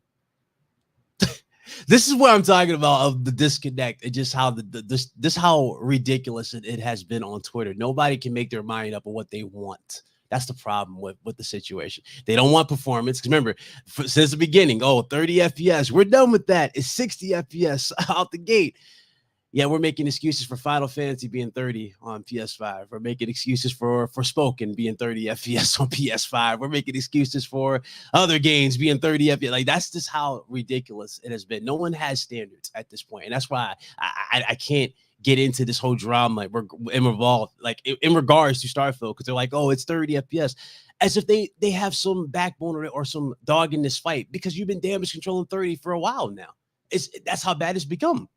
And even Spider-Man 2, I'm pretty sure Spider-Man 2 will be 30 FPS when it drops. The difference is it will have performance mode. Hopefully it will have performance mode. I don't expect performance ray tracing, but it will have a performance mode just for the scale of that game by itself. I expect a performance mode. But again, just to go back into this for a little bit here. You know what's even more funny about that god-awful handheld? Sony couldn't even give you guys, and boom, you're gonna love this. They couldn't even give you a precise number on how long the battery life is. They said they're targeting that of a base DualSense. The DualSense is not good. Yeah. So you're paying for all this stuff. And it's so guaranteed it's going to even last you as long. Like, come on, man. I'm sorry, I can't. It's annoying because of how pathetic it has become. It really, really is. And I don't know what else to say, man. I really, really don't. I'm just listen, dude, you're being fair. You're being honest. Like I said, I think that it's safe to say that we all have given the smoke where it's necessary. None of us go out of our way to try to sell you our brand by dumping on the other person's brand just for clicks. None of us do that. Now, granted, you can take it that way. And some people are like, oh, no, boom, you're an Xbot. I prefer Xbox. That's fine. I don't think there's anything wrong with that. But I give Sony flowers all the time because, like I said, for a lot of people, their over-the-shoulder games are just not for them. I hear you. If that's the case, they're for me because that's what I like about Sony. And specifically Spider-Man, like I said, and I'm sorry if I'm sounding like a broken record, Spider-Man 2 is a big deal for me because, one, I am a Marvel stan. I love Marvel. I love Spider-Man. Specifically, though, on a personal level, I got no problem being transparent as glass. And I told the story before. When I played Miles Morales, that opening, I cried like a baby because his mom's apartment was set up just like my grandmother's. Because obviously, I may not look it, but I come from a Hispanic background, right? You can't really tell. It's fine. But my abuela, her house was just like that. So I cried like a baby. Now, for Spider-Man 2, it is a personal thing for me because the Symbionite saga, one of my favorite times in Spider-Man comics, I collected comics with my dad during that time. And that's why this is even more personal. So, like I said, I'm looking forward to. So, if it's not your bag, I hear you, but we cannot take the spotlight off of Sony because Spider-Man 2 is going to be amazing. We need to be like, what are you doing? Because again, you got to remember, this is now what Jim Ryan's PlayStation looks like. And I don't think purists who loved Sean Layden, and I love that dude. That he was so good for PlayStation. Because Sean get it. He knew how to talk to the community. He was a PR guy. You know what I mean? When you saw Sean, you absolutely like he demanded your attention. Just like Jack Tritton. When he talked, I like Jack. You paid attention. You know what I'm saying? You paid attention to what he said. And when he got into his monologues, you were like, yo, dude, I love this guy. He knows how to sell me on a product. And guess what? He sold you on a product. Jim Ryan has spent most of this year talking about a court case than he has about PlayStation Pacific games. Just take that into account. That's all Sony's been talking about for the most case, has been court cases. After that, you had that abysmal showcase, and then that's it. And people think a PS5 Pro, and this is where it gets even more hilarious, with next year, they think a PS5 Pro is going to solve the problems. PS5 Pro will not solve the problems. It will be more of the same. You'll get a few games handpicked that will show some improvements, and guess what? It'll be the exact same thing that you're dealing with right now with the newer titles. Yeah. No, I absolutely agree. Listen, let me catch up on super chats. I'm going to get into this this statement from Phil Spencer, and then obviously, we got 30 minutes. I got to get out of here by 12 because I'm going to pick up my nephew who's spending the entire weekend with us. So I got to get out of here for 12. Otherwise, I hang a little bit longer like we always do. Highlander 001 drops a very generous additional $5 super chat and says, Starfield reminds me of a game from the early 90s called Wing Commander Privateer. And that was my favorite game.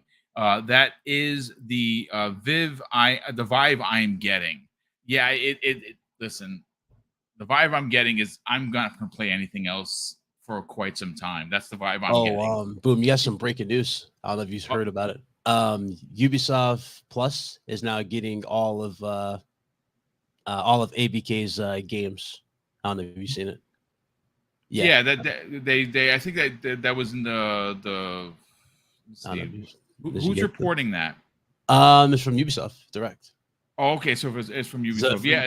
From the Direct. I don't know if you got it or not.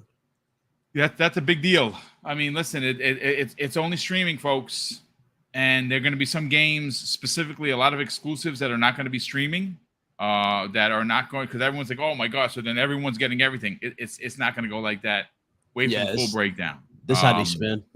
Yeah. Drawn TJ drops a generous $2 super chat and says, so I'll be playing 5 p.m. my time on the West Coast. Dude, go to Bethesda. They have a chart, and it has it broken down for the entire planet of where you're going to be able to play at what time. For here, obviously, in the East Coast, it's 8 p.m. If in fact it is a 3-hour difference earlier in California or in the West Coast, it would be 5 p.m. Dreadful Sean drops a very generous $5 super chat and says, I'll be lucky if I get any sleep before work at 6 a.m. Eastern on Friday, 9/1. Going out of town for the holiday weekend. Yeah, I'm staying up. I am going to not be the old man that I am, and I may stay up to the wee hours of like I cannot not play this game.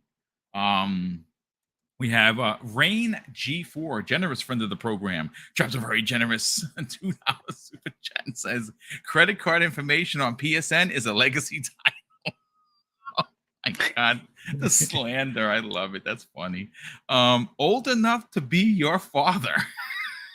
Drops a very generous $10 super chat and says, he has never played a BSG game. If it's a single player, how can you steal someone's ship? Love the show. # hold the line. Well, you're not stealing like a player's ship. You're stealing an NPC ship. So like, for instance, if you see a ship and you hail them and say, hey, we're a trader. You want to make a trade? You're like, yeah, sure. I'll trade your life. And then you get on their ship and then you shoot the hell out of everyone and you steal their shit. That's and a lot of people, even Even Phil Spencer's a freaking pirate. Like, I cannot believe it. If this was multiplayer, Phil, I'm gonna be honest with you. I'm a lawman through and through. I'd have to come for him. If this is multiplayer, I'm hunting down Phil Spencer and bringing that bounty. Dead or alive, you're coming with me.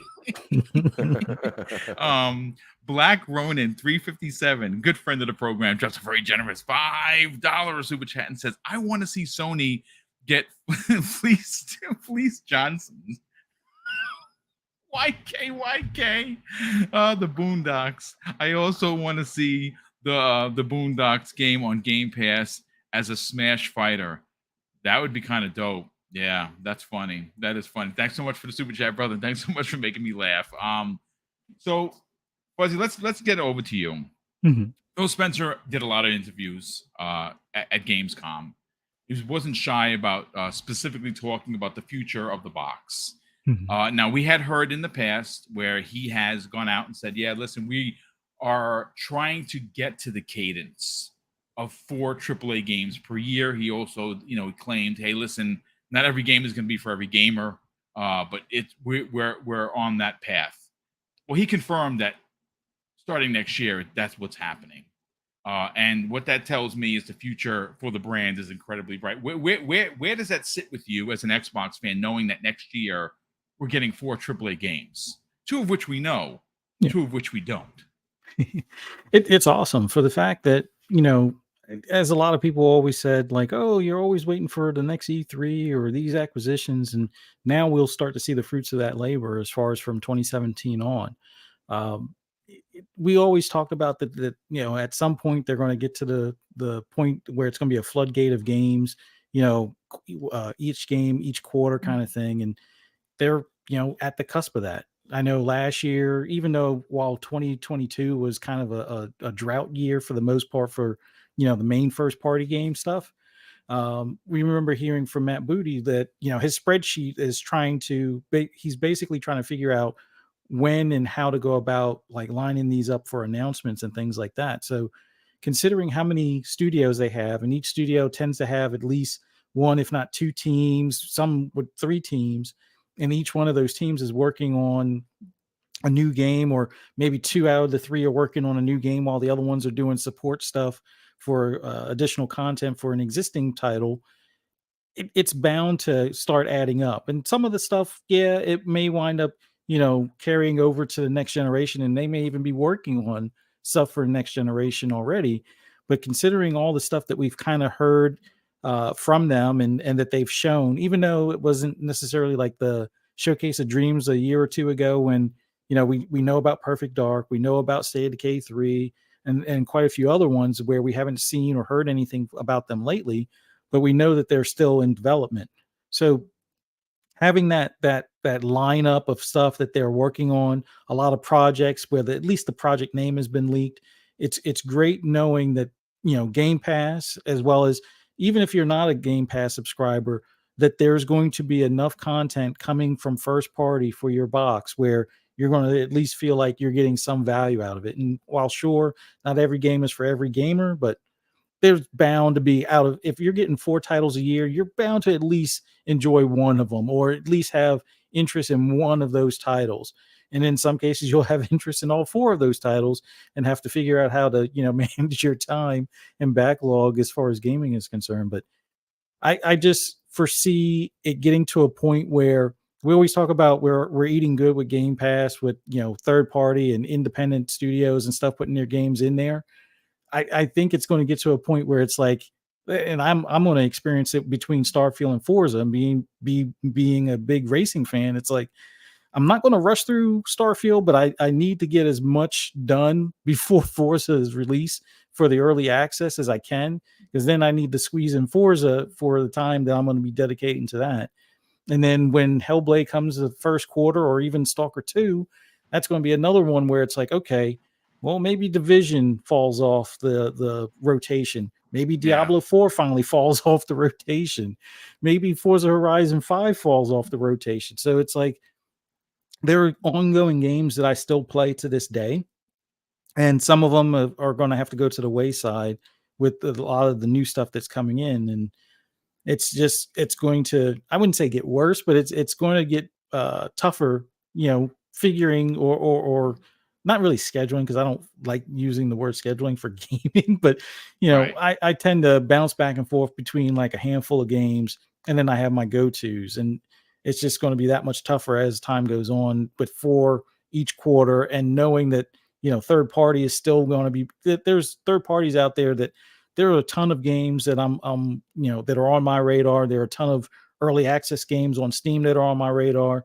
I'm hoping that we hear more of a roadmap from PlayStation, which, like BitCloud said, I'm looking forward to, like a Ghost of Tsushima 2 announcement. So there's going to be some things that it's going to be kind of either not day one or off to the wayside, as far as until I round up a few other titles. But yeah, it's looking pretty stacked for the next year, if not next couple of years, with all the teams and studios they have working on projects now. And I don't know. I think we're going to be like, all right, slow down at some point. It's Or at least some it's of us really might, gonna but- it's gonna we're gonna come to a point where we're just literally gonna have too many games, especially when you consider that most of what you just described is all going to be in your monthly service known as Xbox Game Pass, and that in itself is bonkers. For Yeah. $17, this is what you're getting, and every one of the titles that you mentioned are all AAA experiences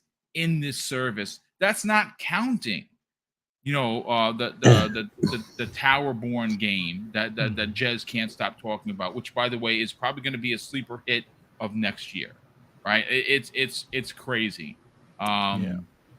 I mean, listen, what the plethora of games. All we can do as gamers is thank the gaming gods that this exists and just take it with a big smile. Crispy Bomb, let's get your hot take on Phil Spencer's confident at Gamescom looking towards the future. Next year, 4 AAA games, and one of which could be the In Exile game. Like, we don't know how far that game is out. It looked pretty done to me. Again, I don't know. I'm not a designer. But what if that's one of those games along with Avowed and Hellblade? Like, whoa. Wait, we got single player games? What? Yeah, I know. How dare you?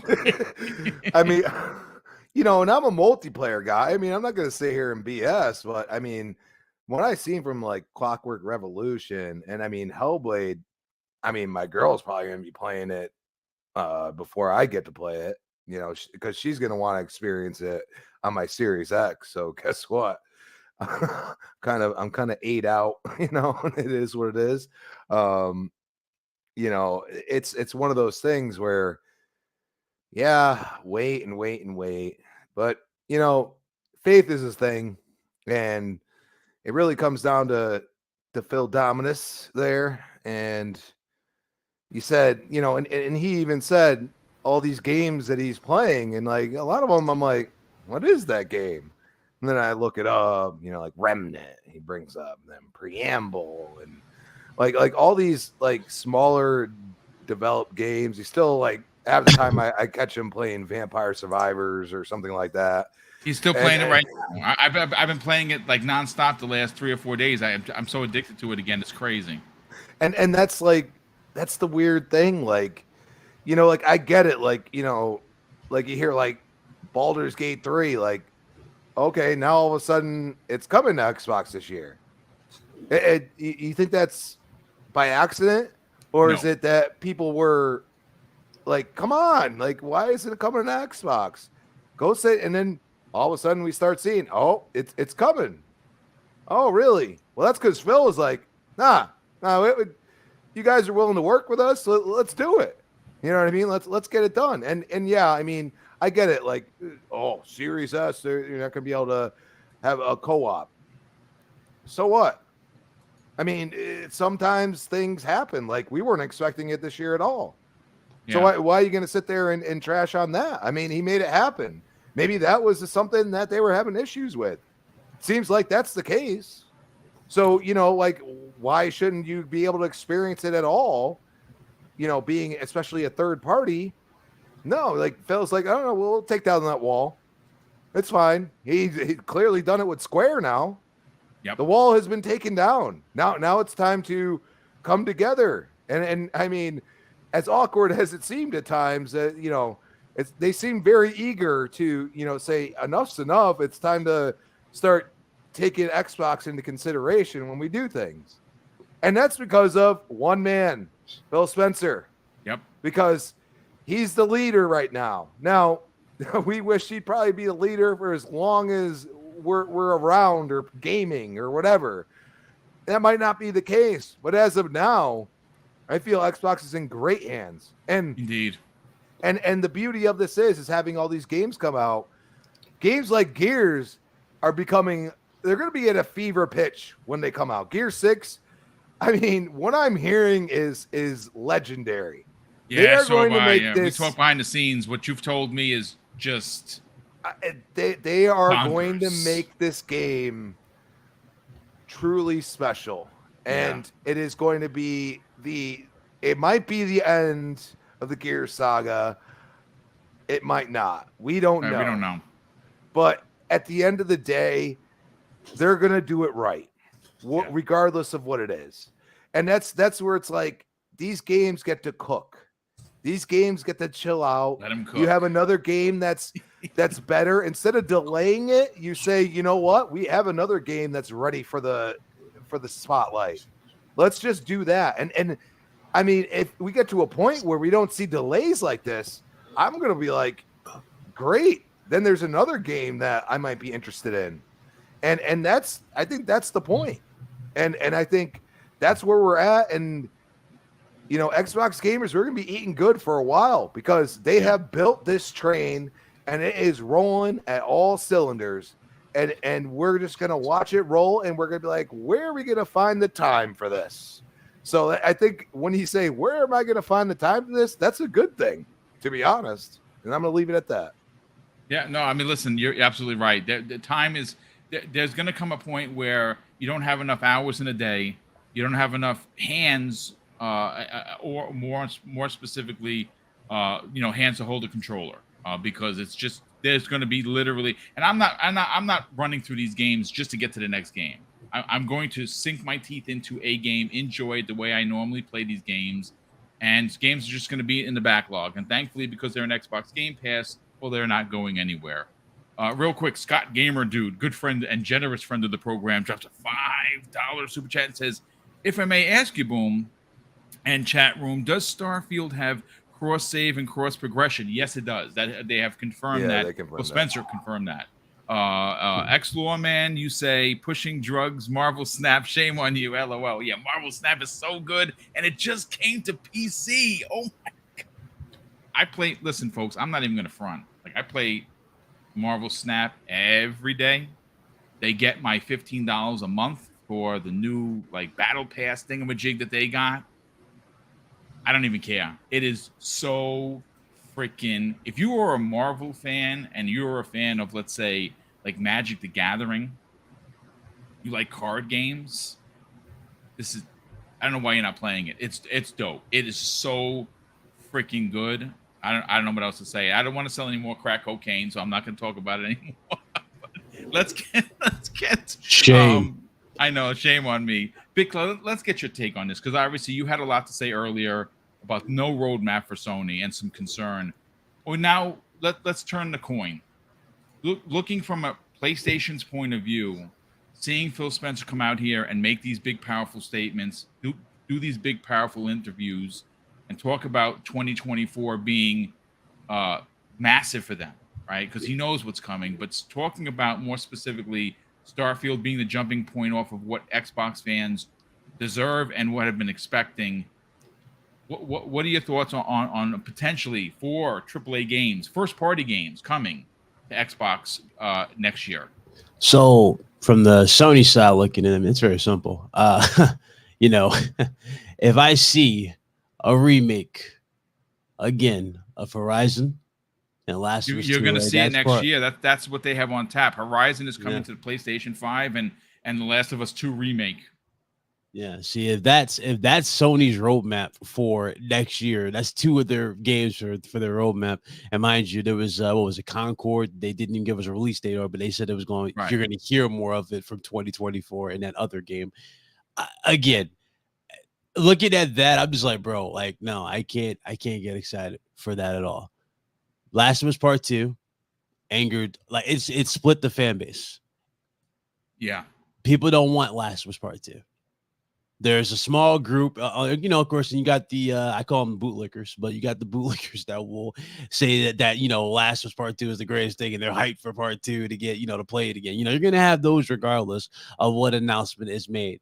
But after Spider-Man 2, me personally, it's just like there isn't really anything that's getting my attention going into 2024 at all. And the reason why, because I haven't been shown anything that's warrant my attention at all. Most of the stuff that I've been excited for has been third party. Does a lot right by itself. I would take Elden Ring DLC right now if I could get it over anything what Sony has for 2024, because there's literally nothing that's out there at all. Nothing. Wolverine's not coming 2024. That's 2025. That's 2025. Yeah, that's pretty much confirmed. Yeah. Yeah. So I don't know what people, unless if Insomniac pulls like a Houdini and that comes out for 2024, I think it's time for these PlayStation fanatics that want to just hype up Naughty Dog. I think it's time for you to really give the flowers to Insomniac. Even though, dude, I think the studio that stands above all is Insomniac Games. Yeah. Ted Price and his team are carrying Sony. Let's not make a mistake. It's not even close. The crown jewel at PlayStation Studios. That's it. There's no argument on it. That's it. Yeah. Look at what they've done. That's what I have to say. It's insane. They have dropped more games than what you would expect from Naughty Dog. And the funny thing is, the last game Naughty Dog did, again, wasn't even well received. So it's like, at what point are you going to give that team its flowers? At what point are you going to give that team its respect that it deserves? At what point? And it's just wild. It really is wild how bad it's become here. But, as far as Xbox is concerned, I'm just going to say as a PlayStation dude, this might anger some weird ponies who don't even play the platform, but it is what it is. I will say it. I'm happy for Xbox. We need this competition. And, I hope everybody, first of all, enjoys the games that you get. It's a long time, coming. So whatever games they drop, hey, let's just hope they're the best. Let's hope they play the best. Let's hope they run the best, etc. And this leads to more. Yeah, no, I agree. I listen. Gaming is great on all platforms. Yep. It's definitely slow on Sony. But look, they're eventually gonna show us something eventually. Obviously, in January, hopefully they do have a show that they can give us some sort of a peek behind the curtain. I think they have to. I think we're owed that as fans. Nintendo is. I mean, you got Mario Wonder. They've had a lot of really good games this year, and obviously they bookend the year with, of course, Tears of the Kingdom, which is unbelievable, and of course Mario Wonder, which is coming. Look, at the end of the day, ladies and gentlemen, wherever you play, you can enjoy games. If your company is not doing for you as a consumer what you expect them and what you pay them to do, don't be shy about calling them out and letting them know. You can be respectful. We can have adult conversations. We can give the smoke. You don't have to be nasty about it. But at the end of the day, just enjoy gaming. There's a lot to get excited about. I think if you're a PlayStation-only player, this might be the best time to come over to Xbox, starting with Starfield. Everyone's going to want to play it. You don't want to be out on the outskirts, not talking about this game. But look, have fun no matter what. That is going to do it, ladies and gentlemen, for this week's new episode of Breakfast with Boom. Apologies, King DM'd me maybe about 30 minutes ago. He got stuck at work, so I know I advertised it as of Dusty and King being here. Unfortunately, real life things happened, and of course we got a surprise guest with BitCloud Gaming, which is awesome. So it was always great to have BitCloud come in here and give us his PlayStation take. Let's get to the outros. We'll get everyone out of here so you can start your weekend. We'll start first with Crispy Bomb. Brother, sell the brand. Where could people reach out to you on social media, but also find you somewhere else on Sunday evenings where you really let your hair down with those crazy guys and gals over at Wilmy Hood's Gaming Beyond the Box? Talk about it. Yeah, man. It's always a pleasure, gentlemen. Shout out to the chat at Christian Bomb on X. Still, Twitter just goes in your head, but X and Christian Bomb 28 on Xbox Live. And yes, you can find me Sunday 7 p.m. on Gaming Beyond the Box, and of course back here on Breakfast of Boom. And you never know where I'll show up in the end. That's the way it goes. We'll see you then. Yeah, listen, love having you part of this show each and every week, and obviously you always bring the fire. Shout out to Torino Johnson, who's been in the chat, just hasn't been saying anything. Welcome. And who was it over here? Let's see, Dark Star. He says that he's pretty annoyed that they had another dev diary for Hellblade 2 and they didn't show combat. Dude, listen, let it cook, bro. Starfield is in 6 days. We don't need to see Hellblade 2 right now. We saw something in June, gave you visuals, gave you an ideology. It's going to have its own direct. It's going to have 40 minutes of combat gameplay for everyone to go oohs and ahs. And that's going to happen in January, probably around the same time that Sony's going to have their show, and it's going to release first quarter. Let it cook, dude. It's going to be okay. Hellblade 2 is going to be what you hoped and what you were expected from the original. There's going to be, I've talked to people that said it's very God of War-esque in regards to its combat. We'll see it. Just enjoy the time. Enjoy the now, bro. Starfield, 6 days. Get hype. Fuzzy Belvedere, sell your brand. Obviously, your YouTube channel is the best place for anything and everything racing. You're going to be up to your eyeballs, not only with Forza Motorsport, but Ubisoft's got a racer coming out, or in addition to a racer that's very Horizon 5-like, and I can't wait to play it. Tell everyone where they can subscribe, and more importantly, reach out to you on social media. Just want to thank you for having me on, and thanks to everybody in the chat for joining us. It's always great when we have BitCloud on here as well. Thanks for joining us as well. And just love being on here with you, Boom and Crispy. This is pretty much the start of the weekend, and a lot of good gaming going on this weekend and for the next few weeks here. For those that want to hear my endless rambles or rants on anything gaming related, particularly Forza or other racing games, just follow me on the app formerly known as Twitter at Fuzzy_Belvedere. You can also find me on the Xbox Ultimate Podcast, 10 p.m. Eastern Standard Time tonight on Fun Speculations channel. And then tomorrow on the Shop Podcast at 9 p.m. Eastern Standard Time on PTK Blam's channel. And then right back here for Xbox Lunch Break Special at 12 noon right here on Double Barrel Gaming. Look forward to seeing you guys there.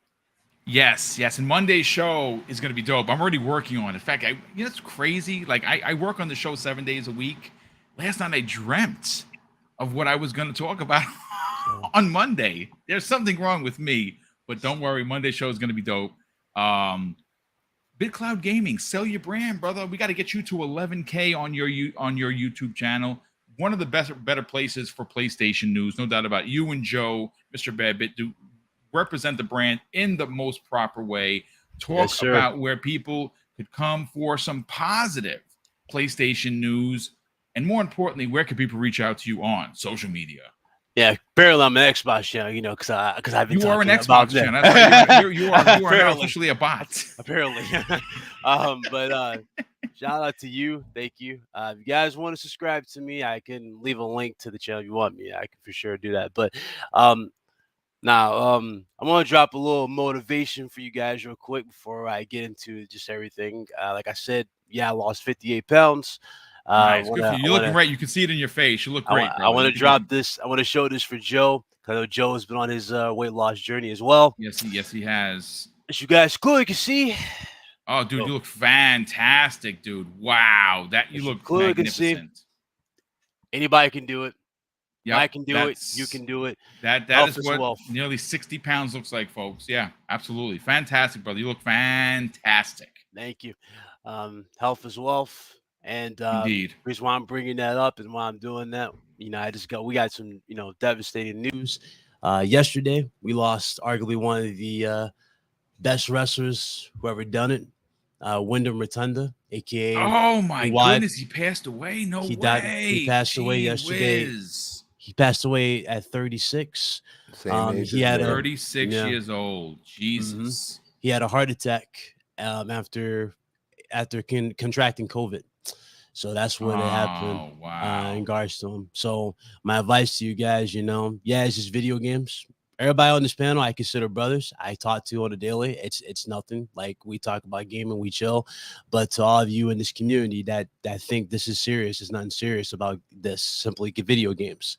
My advice to you is take time and cherish what matters to you, and really put aside petty stuff and look at what's really important at the end of the day. Yeah, this is a hobby, but it's up to us to make this the best hobby on the planet. That's up to us. Life is short, man. And it is too short. Absolutely. And something could be over tomorrow. Just have fun, man. Smile. You can be 22, you can be 19, 18, it don't matter. It can be over tomorrow. You don't know. And you got to think about how you want to depart this earth. Do you want to be known for this, or do you want to be known for who you are outside of this? You know what I'm saying? I think a lot of people need to understand that. Console wars sound fun on paper, but at the end of the day, you see it with Twitter, you see it with videos, you see it with just the weird stuff we see in this community. People getting attacked and harassed, developers and all this stuff. That right there is not what makes gaming what it is. That makes gaming a joke, and it makes us all look bad. So I want all of you guys to take that to heart. I want you to enjoy your weekend. And if you want to subscribe to me, it's Big Cloud Gaming, YouTube, Twitch, and Twitter. I'll drop a link if Boom wants me to, for sure. But absolutely, go right ahead. Absolutely. But that's my channel. And we'll talk. Enjoy your weekend, play some games, and see you guys next week.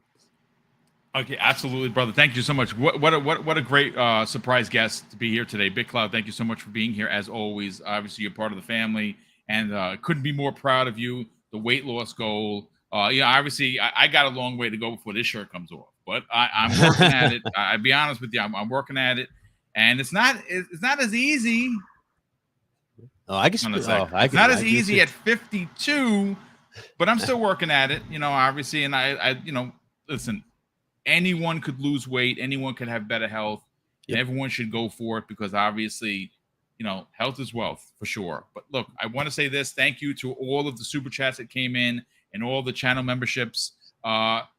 We have learned that Stalker 2 is not coming out until 2024. So obviously, it was one of our big giveaways for this year. We're giving away 15 copies. Mrs. BoomStick and I are buying at $76.43 15 copies of Stalker 2. And we're giving them away to anyone around the world. Everyone's invited. Come into the chat when we have our release party for that game. And if the picker gets you, you're a winner. We winner, chicken dinner, 15 copies. So because that contest is being moved into 2024, what we've decided to do is our holiday show, which we've done. This is going to be the 5th annual one. We've gone up in the years. Last year, we gave $1,000 away. This year, for that one show, that 1 2-hour show, we're giving away $1,500. We're adding another $500. We have confirmed that with Mrs. Boom. She handles the finances. So we're doing $1,500 giveaway for a holiday. Now, why do I tell you that? Well, because we can't do these kind of giveaways without the channel support. Channel memberships and super chats, we don't spend them. We tuck them away and we give them back. We invest into the channel through equipment, through programs, through PCs, and of course, the big giveaways. So for the remainder of the year, we have 2 $500 giveaways happening in September, one in September, one in November, and the big one is $1,500 in December. So obviously, if you're a fan and you've been supportive of the channel, you get extra, whenever you drop a super chat or you're part of the channel, you get extra, entries into this contest. You have a bit better chance to win. And of course, I want to say thank you for everything that everyone does. But of course, I want to say have a great weekend. Enjoy gaming wherever you enjoy gaming. And of course, I'm going to close out the show with something that hopefully one day. Yeah, sorry about that. I hit the wrong button. Hopefully one day it'll be important to you. And that's something that my dad taught us when we were kids. And he would say, Craig, treat others how you want to be treated. And also, it doesn't cost anything. to be nice. You live by those rules, Craig. I can guarantee you're going to have an awesome day. So take care, everyone. Have a great weekend. And we'll see you next week on the newest episode of Breakfast with Boom.